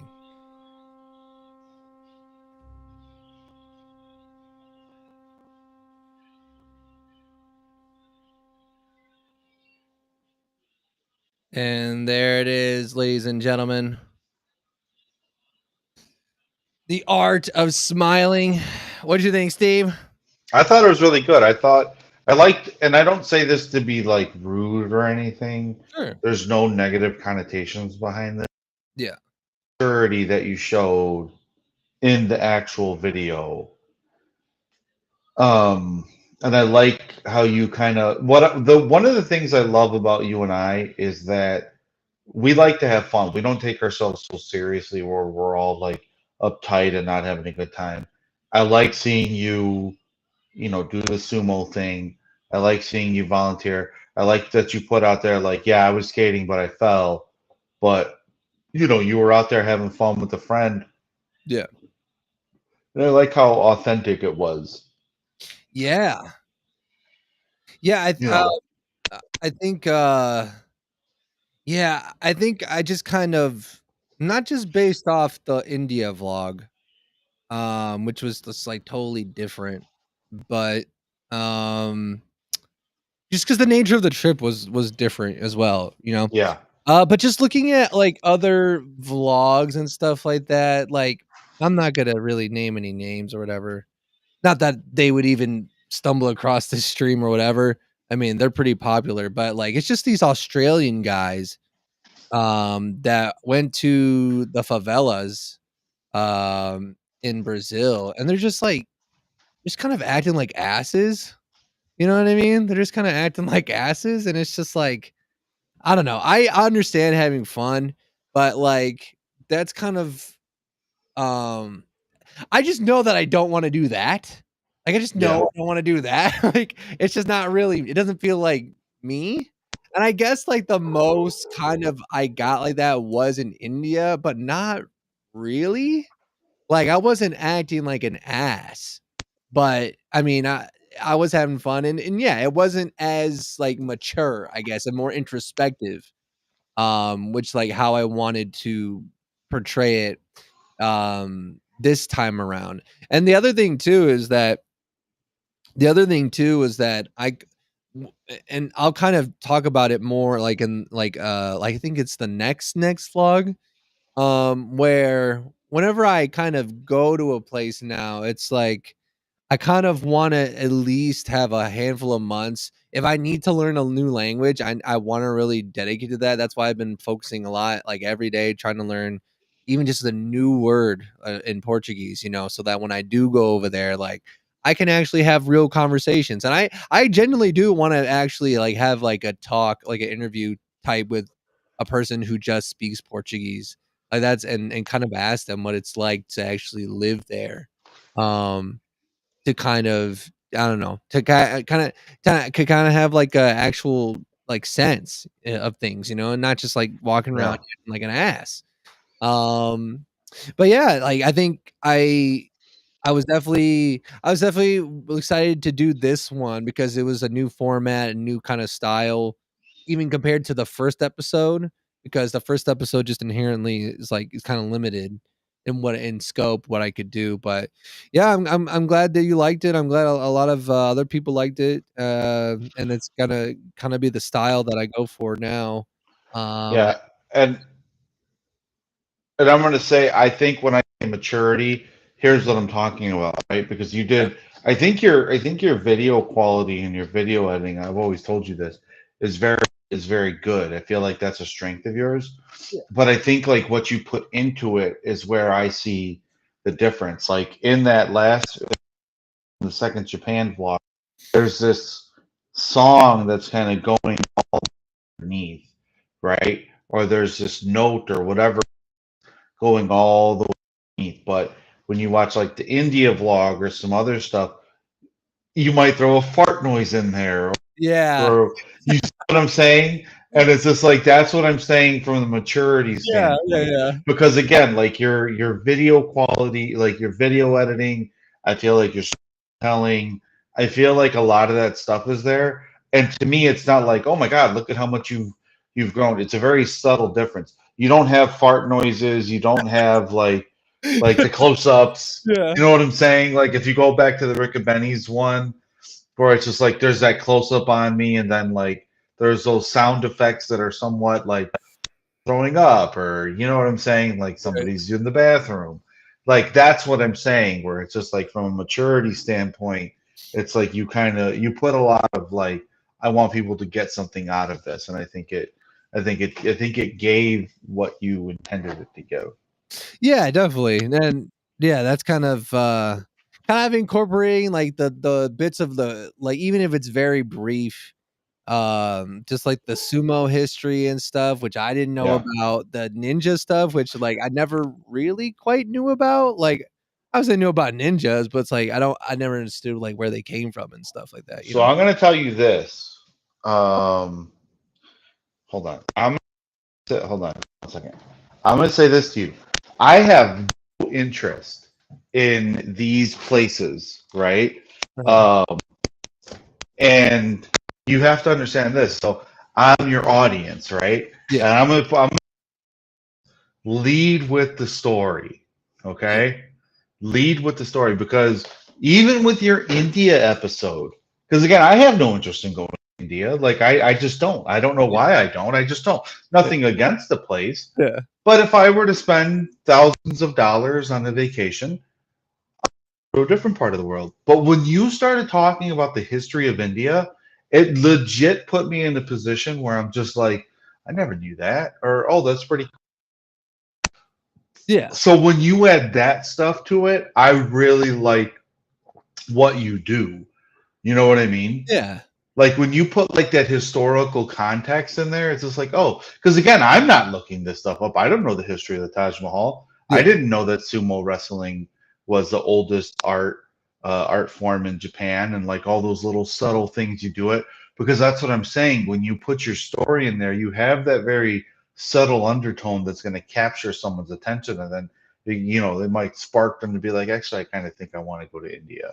You know what I mean? Yeah, exactly. And not that I walked away with like, oh, I want to go to India. Although when I did look into the food, I was like, actually, maybe I probably would eat some of the. But you know what I'm saying? Where it's just like, I think that's been your kind of superpower, and it's kind of nice seeing it, because I've been with you for quite some time. It's kind of nice seeing it go from, and I say this, like the fart noises and like the bathroom noise, to like, if you go back to that, whatever that sound is, whether it's a song or whatever, just that undertone on it really puts the audience in a really like listening, Yeah. like mindset. You know what I mean? Yeah. Yeah. I think a lot of it too was just like my mindset from like the time in where I was in India compared to the time mindset like that I was when I was going over there.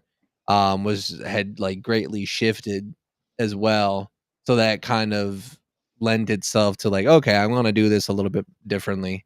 And not it's that, but it's also just like to, I guess, sort of do something different. Like, I don't know. I see a lot of the vlogger type style, and like it's more like a day in the life sort of like in that area. And I just don't really like it. You know, I feel like there's a lot of, it's a lot more, it's a lot more hard to pace it, because that's the other thing too when it comes to making these videos. Like, you really have to have a good sense of pacing, and you have to be able to say, okay, this is dragging, we gotta cut this out. And like we have to like, yeah, like used like ChatGPT to help me outline this all together, and like, okay, how do I go from this to this, and then like like kind of put together a rough script for me, and then I kind of tweak it to kind of fit my voice. There's like a lot of like stuff like that I had to do in the background to kind of make it work. And honestly, the ChatGPT like helps to like get things done like faster, because like the most time consuming part is just like the editing, but having that script in kind of makes it a lot easier. Yeah. But yeah, yeah. I'm happy with the result, and I'm glad to see a lot of people like it. Because I think it carried a lot of emotional depth and that people desire from things like this.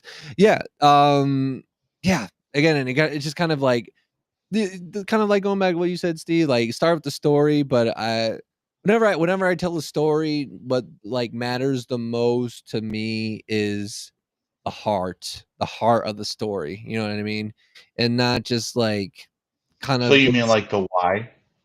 the why. Yeah. Yeah. And I don't know. This is kind of like I don't like, not necessarily getting ahead of myself, but and I don't think I would do it, because I already have most of my stuff. I have a lot of stuff planned out already for Brazil, like dates and things like locked in. But I think like in the future, because I just been thinking about this thing where it's like I want to try to get like to the heart of the story and the heart of like people that live there. I've even thought about like eventually at some point when I go to a country, going there, staying there for longer, but volunteering to like do something for people who need something. Like South Africa, like there's opportunities to volunteer for like build stuff, and like be like help like teach English to like children and stuff like that need it. Like that type of stuff. Like, I will legitimately like consider that stuff in the future, not just for like a story for a story's sake or a vlog's sake, but to kind of actually like give, you know what I mean? To actually give back to like these places. I don't know. That it's just it's an idea that I've had. It seems interesting to me. You know what I mean? I would say the one thing I'd add to these vlogs is, what is your take on it? You know what I mean? On it? Yeah, like, hey, I'm eating sashimi. I've had better sashimi at home. The way they do it here doesn't have as many chemicals, and I don't like it. You know what I mean? Yeah. Yeah. I mean, honestly, I do have a lot of that. I think I just didn't put it in because, like, I guess just like a time, like trying to keep it in like mind of like the time consideration and stuff like that. But I'll next time, the next episode, I'll definitely keep an eye on like that sort of footage. A lot of the next episode is kind of more so focusing on the nightlife that I experienced it. Like a lot of the nighttime activities and stuff like that. So that should be interesting. But yeah. Been to Africa for that before. It was a really cool experience. Yeah, exactly. Needs more MSG. I don't think so, Jason.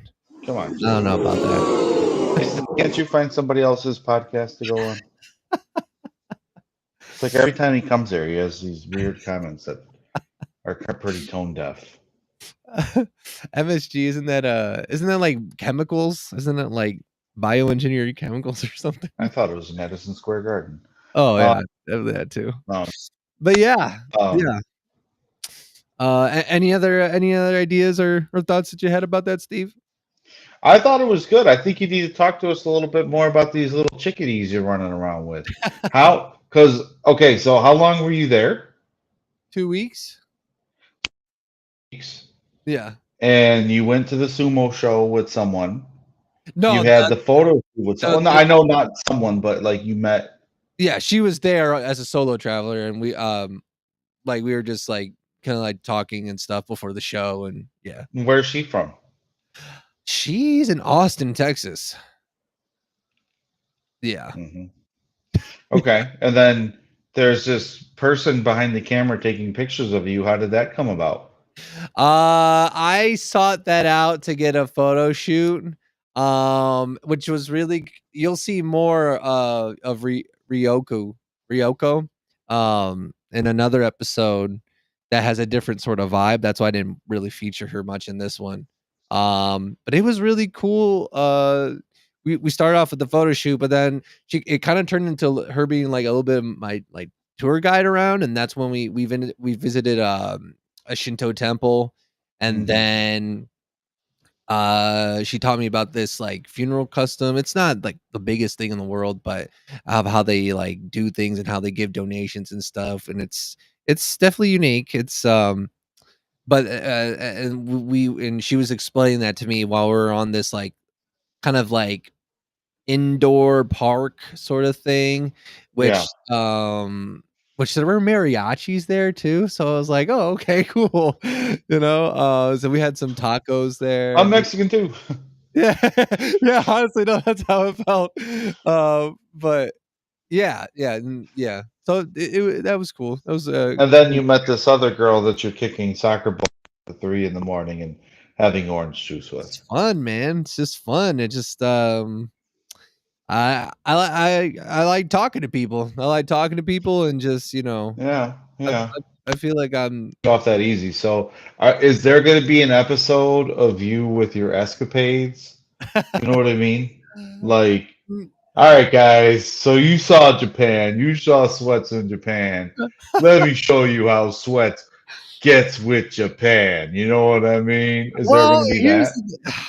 Like an origin story of how you meet people? I feel like that's part of your journey, right? Like, that's not an unfair thing to do. You were there 2 weeks, and in the second episode, you're already hanging out with 3 girls. The rest of the Sweats and Steve show audience, that's why I'm here. I'm on the marquee. Yeah. That's why I'm here. I feel like you owe that to Kaz and Jason and Jesus. Stash wants to know. Honestly, it's just like I never talk about those people. It's not like I'm doing anything special. It's not like I'm doing anything. Nah, your voice changed right there. It's not like I'm doing anything special. I'm all of a not. sudden, you went all Michael Jackson on us. No, dude. Can I sing to you? Do you ever see that Eddie Murphy bit? Can I sing to you? All of a sudden, you went all. I'm not doing anything special. It's just, when I curl my hair. You know what I'm saying? Like, no, I'm not. I'm honestly just talking to people. Like, if I think they're pretty, or like, and that's the thing too. It's like, and the layer, and then he says it. I'm honestly talking to people if I think they're pretty. Yeah. So there's half the population in Japan. Okay. Then I'll just like the problem. Here's the thing about Japan though. Most people do not speak English, so it's hard to do that. It's hard to do that when it's hard to get a conversation going when you don't know the language. You can. It's not the same thing using Google Translate. It's just not. Okay, but you're in Japan for 2 weeks and you're hanging out with 3 different girls. So somehow you're knifing through the language butter. With girls, your personality is a hot knife, and there's the language butter that you're just like, nope. I'm Sweats. But they speak English though. They all spoke English. That's the thing. How many people are in Japan? Google it. How many There's people? A lot. There's a lot. Someone in the chat Google how many people are in Japan. Hey, listen. I'll say this though, Steve. Why do you think I'm learning Portuguese so much? Portuguese. Portuguese. Okay, you want to do some Portuguese? Okay. No, I want to talk about Japan and how many. I don't want to go to Brazil yet. I want to stay in Japan. Okay. If you don't have the stamp in your passport yet, I don't want to talk about it. All right. That's true. See, people don't understand this. People would be like, "I can't believe you talk to him like that. How you gonna talk to you like this?" But that's how Kaz talks. How you gonna talk to you like that? This is what you said. You first said the thing. No, shut up, Kaz. Listen, here's the deal. All right. If you don't have the stamp in your passport, I don't want to talk about it. I want to talk about how many more women are we going to hear that you're hanging out with in Japan? It's not. I didn't really like this next one that focuses more on the nightlife. I didn't really like it. It's a mix of things, but it's not really that. I never really made it a point to be like, oh, I'm gonna go and record, me getting girls. So you admit you got girls? That wasn't the mindset that I was in. That wasn't like. So you admit you got girls? No, I'm not asking you to be in that mindset. I'm just saying, like, are we gonna see the Sweats romance? Listen, man. You got to give the people what they want. Listen, long distance just doesn't. It just Oh, doesn't. so something's going on then, huh? Listen. Okay. This is like every time you step, there's a trap that has been set, and it just it's coming undone. Oh man, it's. Listen, all these cultures are different too. You have to realize that as well. And there's a certain look that is popular. And I'll say this about like Japanese girls, okay? Like you have to realize that a majority of Japanese women prefer to be with Japanese men. Don't put your hand like that. That has a different connotation, if you know what I mean. You know what I'm saying? And the thing is, okay, it's a very small. It's a very small. Why are you talking about Japanese women? Can I tell you something? Japanese women, you got this size thing with your fingers going on. What are you doing, buddy? No, listen. You the types of Japanese girls that like gaikokujin are very small. And even then, I'm glad you don't have your finger up like that no more. They're very small, and even then, a lot of it goes back to like English. And then another thing too is they like blonde hair, blue eyes. I'm just telling you from my experience being there. You are not a gaikokujin. I am a gaikokujin because I don't speak English. I don't look Japanese. You are Sweats. That is true. Get back to Japan, and you get back to Japan and you go find Kiko or whatever her name was. I didn't find her. She wasn't there. Kiko, whatever. Go find Kiko or whatever. You go find your Kiko, damn it. But here's the thing too. Wow, there were a lot of pretty Japanese girls. They aren't my like top like they're not like my top 3, if you know what I'm saying. You know what I mean? Okay. So now we're ranking them. Yeah. Now we're not chasing them, we're replacing them. Right? Is that what you're telling me? Is that what you're telling me? I guess you could say that. I guess. Oh boy, we're getting after hours. No, nothing good happens after 10 o'clock. It's 10:12. No, I mean, it was in that department. It was okay. And I know we're talking about Japan. But I'm definitely I'm looking forward to Brazil, obviously, because it's the next thing. And I've been putting in like hella work to learn the language and try to understand it, dude. I've been watching like Brazilian movies in Portuguese. Like I'm doing the work, and I think that's the thing too. That again, I was wanting to cover like in another like future like vlog. Is just where whenever I go someplace, I bring it back to Japan. Bring it back to I'm just Japan. saying, whenever I go to someplace, I want to do my homework. Like, if there's a language I have to learn, I will learn the language, and like I will. I want to look for this for a story there too. I want to look for a story, and that kind of goes in. Oh, This guy. This guy. such a cute little guy. It's my mother-in-law's dog. Look at this guy. Look at this guy. He's pretty. He's beautiful. He wants to know what happened in Japan. He ran away. Japan was fine. Japan was Yeah. Japan was okay. Japan was okay. Yeah.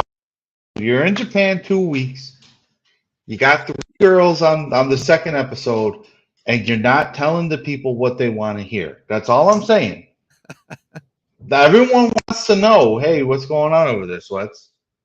You know, it's just funny to me that in a room full of sumo wrestlers, in a room full of people who go there with someone else, you happen to sit next to Ashley from El Paso, Texas. From Austin, Texas. Oh, and he remembers because I tested you. You had to cool. you had to correct me. That's how much she means to you.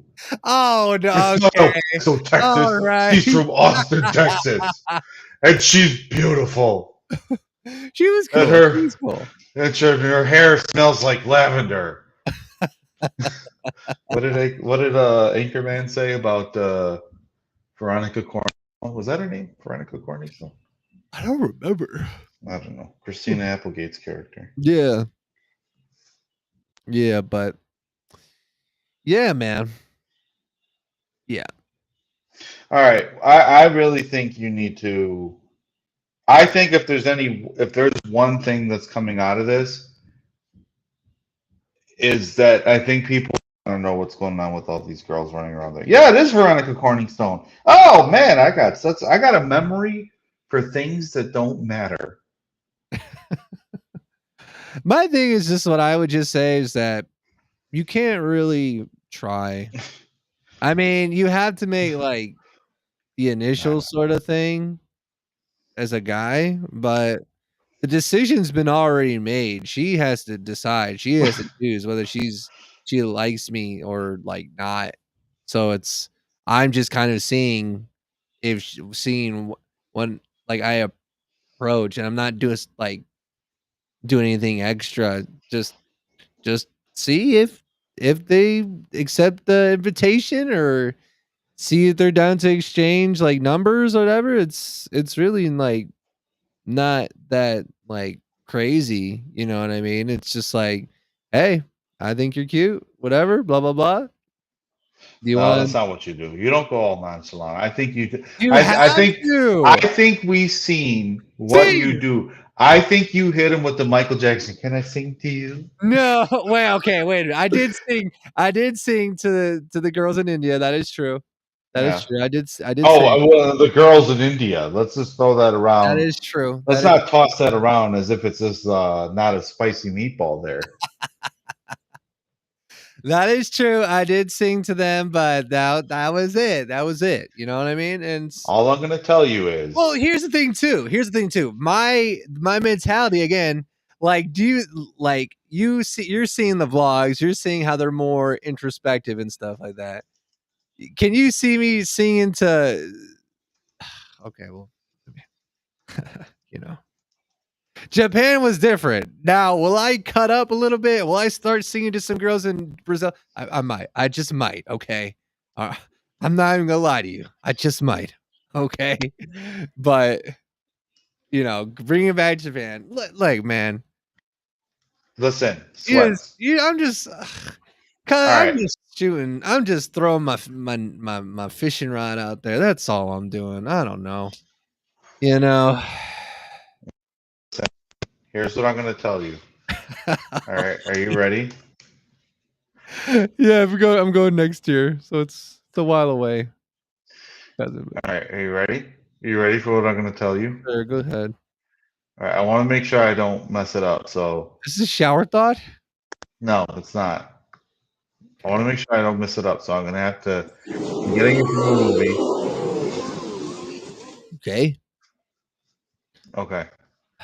Sometimes in the heat of passion, the little head tells the big Oh. head what to do, and the big head should think twice about what you're doing. I agree with you. That's all I'm gonna tell you. You're running around from India. You know, you're getting some butter chicken, eating some butter chicken. That's all I'm gonna say. Enjoying the butter chicken in India, going to Japan and having some sashimi, and then you're gonna go to Brazil. You're gonna go to Carnival. You're gonna have some plantains. Actually, don't have plantains, okay? some Avoid the plantains. I'm gonna have What's the some- cuisine in Brazil? Feijoada e pau de queijo. I'm telling you, cousin. I've been fucking learning this shit. You aprendendo e estudando português todo dia, pouco todo dia. I understood everything you just said. I've been learning Portuguese every day, a little bit every day. You prometo você. I don't know what prometo você means. I promise you. Okay. Dude, let me get at this stuff. You know what I mean? Listen, I want to. Okay, all I'm telling you is big head, little head. You're getting butter chicken in India. You're getting sashimi in Japan. You're having the feijoada in Brazil. Feijoada. I'm not going with the little accent. Okay, on your accent. I'm not. Feijoada. Hi, may I have some beige water, please? I'm not going to Brazil next year. You are. That's unnecessary. That's unnecessary. The double AAA, completely unnecessary. I'm not saying that you're wrong. I'm saying that they're wrong. I believe that you learned it right. I believe that they're being eccentric. Oh my God. It's too many A's. Beige water. What is the problem? Why? There's only like Feijoada. Feijoada. That's a double A. We don't need it. That's a double A with like a little colon on top of it. You don't even know if there's two A's in there. Hold on. Phonetically, there is. Feijoada.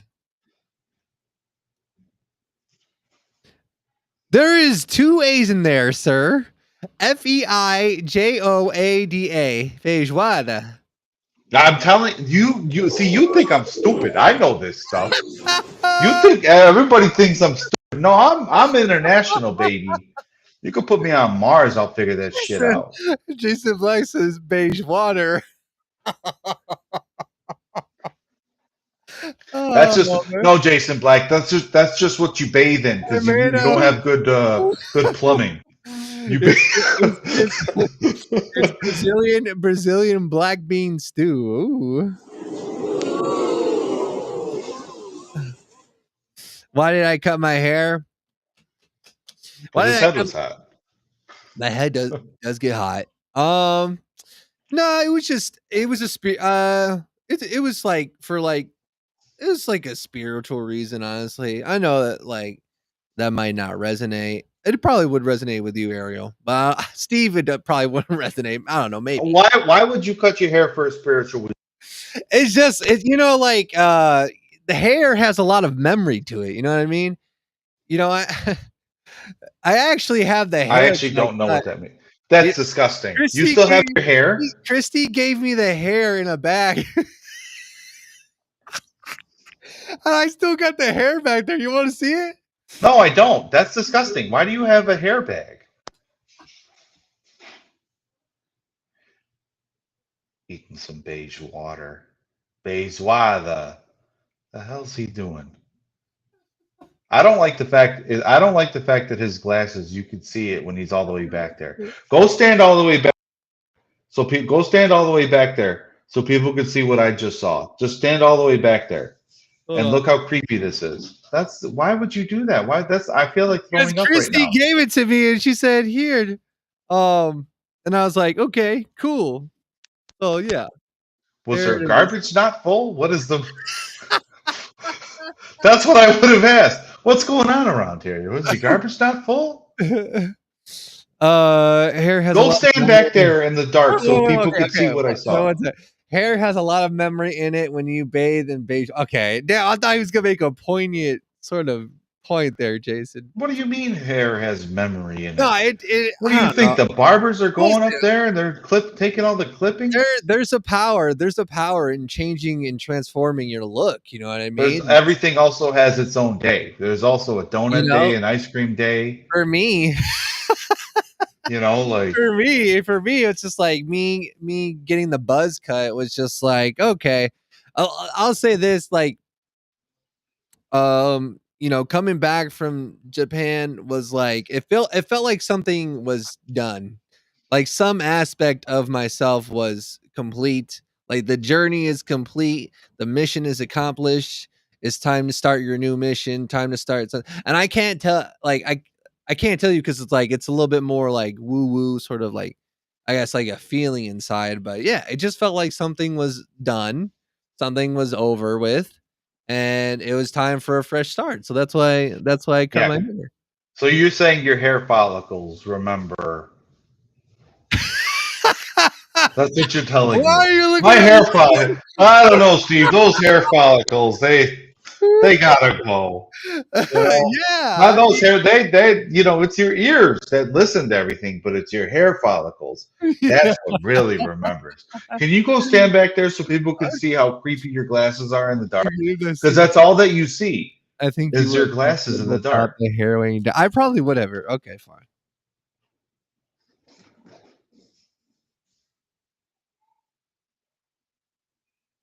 Look at that. His glasses are you can see, and it's so creepy to me. Yes, you can see the Puerto Rican flag, but the glasses is the only thing you could see, and that's weird. Can you hear me, Sweats, or no?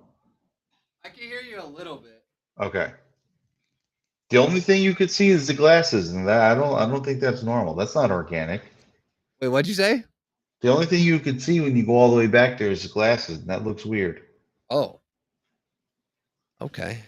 Those damn hair follicles remembering everything. Yep. Right here. That's disgusting. And why did you keep it? I just haven't gotten rid of it yet. That's the first thing I get rid of. Look at that. Come on, dude. I don't want to see that. Come on. Come on, dude. That's so weird. That's so weird. Come on. Like, oh, no, come on, dude. Come on, it's just hair, dude. Come no, on. But it's disgusting. It's someone else's hair. It's my hair. It's my hair. Look at that. Yeah, but I don't want to see it. If it's on your head, it's fine. The memories.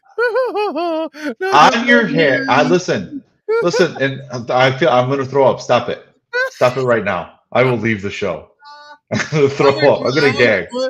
You show it again, I'm gonna gag. Listen. Show whoops this. Listen, all I'm saying is when Christy gives you your hair, the first question you ask is, why are you giving me my hair? Right? I don't. I think in my head, I don't know whose idea. I forget whose idea it was.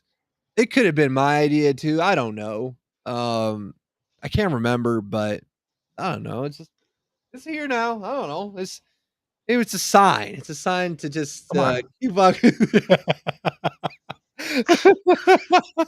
Steve, man, you can't drink milk. You can't look at hair. What are you gonna do with yourself? The only acceptable place to look at your hair is on your head or your face. That's it. I don't want to see your hair. Hey, you want to? I mean, who keeps their hair? Who throws a shoe? Honestly, Ariel has a good point. She says, "Donate it. A child could use it. Maybe."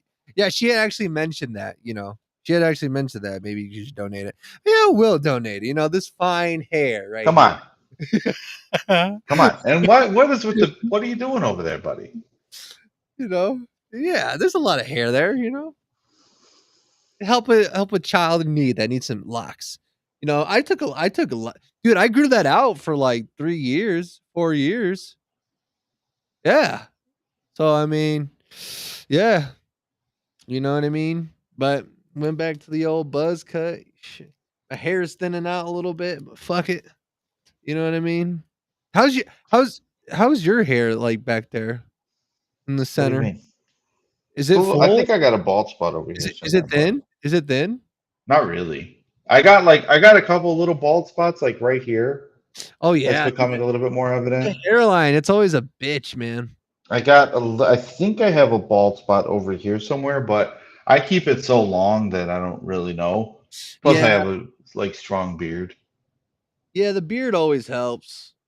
I mean, I ever think as long as I have a decent beard, like I'm so accustomed, I guess now especially that if I just have a buzz cut and maybe if I just go like bald, knock on wood, um, that like it'll still be fine. Like I have a good head, like I have a good Yeah. shaped head, like yeah.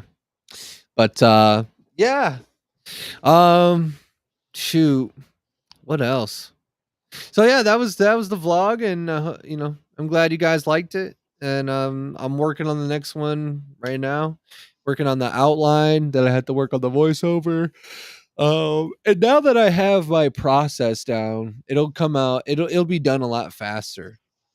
And yeah, so yeah, yeah. Hair, um, is a powerful thing. If you ever need to feel like you need to switch up your style, trying to go on a new walk in life, it's a good place to start. It goes for you too, Steve. If you ever feel the need to just shave it all off. I'm not interested in that. I think I'd look weird. Nah, I think you look fine. You have a good head to you. You have a good head on your shoulders. Yeah, I need to know. I need to know why. What's my purpose with that, Ariel? Yeah, I actually saw Isaiah. In Target on Friday. That was cool. Running into Isaiah. He's a nice guy. Hell yeah. Hell yeah. Anything else, cousin, you want to talk about or bring up? Not really. I'm gonna go downstairs and watch TV. Lose Jack. Hey, I'm trying. Okay. I'm trying. I'm like yeah, just focus on body weight exercises right now. Oh no way. Wait, he's actually that's cool. I mean, yeah, that's cool. Like you guys work together like that. I mean, I'm sure maybe you guys can bump heads. I mean, I bump heads with my dad all the time, That's cool. Yeah. I still got to go down there and visit you. But yeah. What else? What was I saying before? Well, what's the rest of the week looking like for you, cousin? Oh, we got to talk about well, one. Do you want to do Friday? Do you want to meet up Friday night or? I think I'm gonna go see Fantastic Four. Oh yeah, that's right. And I'm out of town next week. Oh yeah, where are you going? I'm going back. I'm not gonna say where I'm going. Oh, okay. What about we had to work out the chicken wrap eating contest. Yeah, we do. Eating contest. Yeah. I'm gonna go get one for lunch tomorrow. Oh yeah, you have to let me know. Tell you how good it is. Yeah, definitely. Yeah, we should do it sometime soon, so we could do that as our Labor Day special in September. Yeah. Yeah. Should we do that pre-recorded or live event? I think pre-recorded. I don't know how frequent they're going to have that. Oh, okay. Okay. All right, we'll work that out. Yeah, dang, no whoops tonight. Well, if it's for September, that's good because that gives us a lot of time. It gives us a lot of runway. Yeah, for sure. Anything else? Anything else you want to talk about? Not really. I'm interested in what you have going on in life. Everything in my life, I just don't really want to put out there. Oh, okay. Working on the vlog, learning Portuguese, trying to learn a little bit every day. Working out, like 6 days. Today was actually a rest day for me. I was like, I just couldn't do it. I don't want to jinx myself, knock on wood, whatever. But okay. But I might have an opportunity to teach a certain class, perhaps in the near future. But again, I don't want to jinx myself, knock on wood. But if that does turn into something, I'll definitely have to let everyone know, and it'll be something exciting that I'm really interested in. Aside from that, I do volleyball every Friday night. So we have our playoffs this week, and looking forward to that. And really just like staying active. Yeah, just that's how I'm prioritizing stuff. Okay, back screen. Okay, you're good. No, you're okay. Yeah, yeah, that's really it. Most of a lot of my stuff for even though it's so far away. The thing is too, I'll say about Brazil is that I'm staying in hostels this time around. Because it's more of like it's more social. That's the one thing that I'll say that it has. I still have a private room in all of them, but it's more social, and that's kind of more of what I'm looking for, especially going forward. Um, but a lot of my stuff is like planned out. I already have my flights. What I would say is that it's especially for Carnival, it's or Carnival. A lot of stuff is like I booked my hostel in Rio de Janeiro. I booked it like last month, if not the month before. And the top like 3 most popular ones were already sold out, were booked fully for the Carnival week. And I was like, damn, but I got lucky. I mean, I paid for it, you know what I'm saying? But I already booked that, and then everything else was pretty easy after that. Flights are good. I gotta get the e-visa still. And yeah, it just sucks because it's so far away. It's just that's like the worst part about building up all this hype. But I'm actually I want to take up some Brazilian jiu-jitsu. I think Brazilian jiu-jitsu I'm gonna start doing classes for later at the end of fall towards winter. I mean, I guess I could probably pick up some more language there if the owners are Brazilian, but also just it's another thing to kind of stay active. And I've always wanted, well, not always, but I feel like I've never really gotten to a fight. I've never really gotten to a fight before, knock on wood. And I just feel like I should know something. I should know a skill or something, a combat technique in order to protect myself. And I heard I don't know how true it is or it's a factoid or something, but I feel like 80% of fights go to the ground. So jiu-jitsu is, I guess, is like meant to go to the ground. So I'm looking forward to that. A little nerve-wracking because again, like people touching me and stuff like that is I'm not too used to, and I'm a little uncomfortable, but I'm just gonna like work through it and step through it. But other than that, yeah, I think that's pretty much it. Anything else new that comes up, I'll have to keep you guys posted. You know, yeah, and I look forward to the next episode.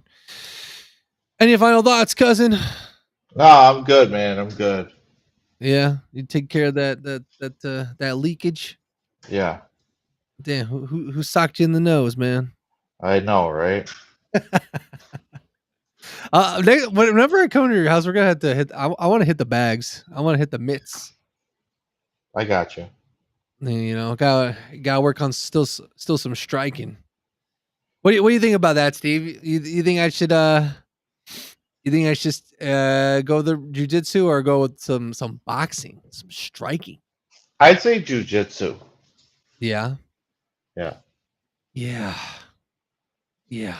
If I ever need to choke someone. Have you ever seen like videos of like, man, that's the one thing I'm a little concerned about too. Is like, what if it's like an initiation thing? Like, hey, we gotta choke you out. We gotta, you gotta choke you out if you want to be part of the club. You know what I mean? It's No, like, they're not gonna I do don't know that. how I feel about that. You know what I mean?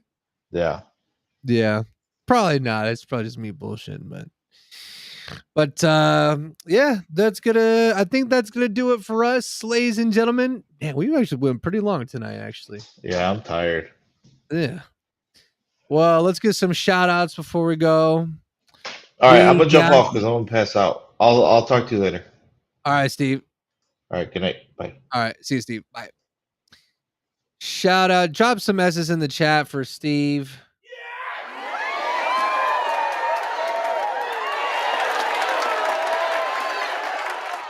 Shout out to who we got here?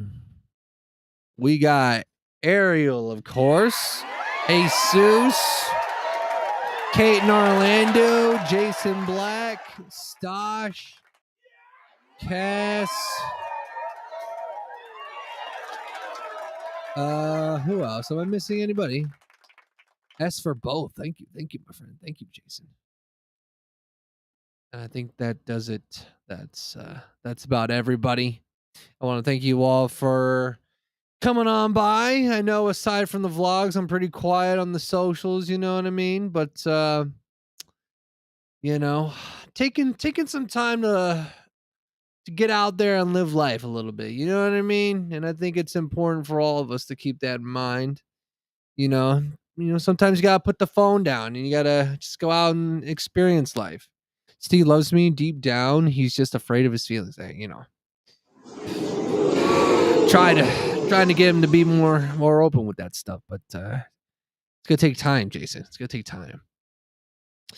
But with that being said, like I was saying before, thank you all for spending your time with us here on the show. We're gonna do another eating challenge coming soon, so that's gonna be fun. What else? New vlog will come out sooner, rather than later. And aside from that, I hope everyone out there is doing okay in life, in general, in their hobbies, in their passions. Hope things are working out for you guys. If not, shoot, reach out. If you want to connect or something, you want to talk, send me a message. I'm open for it. You know what I mean? I'm really just trying to connect with people, trying to bring people together too. And yeah, but that is going to do it for me, ladies and gentlemen. This has been episode number 69. Spicy. Episode number 69 of the Sweats and Steve Show. I'm your co-host, Sweats. Hope you guys have a wonderful day, afternoon, evening. And as always, peace out, everybody. We will see you on the next one. Bye-bye. Not even that shit. How do you say bye in Ciao. Ciao. In Portuguese.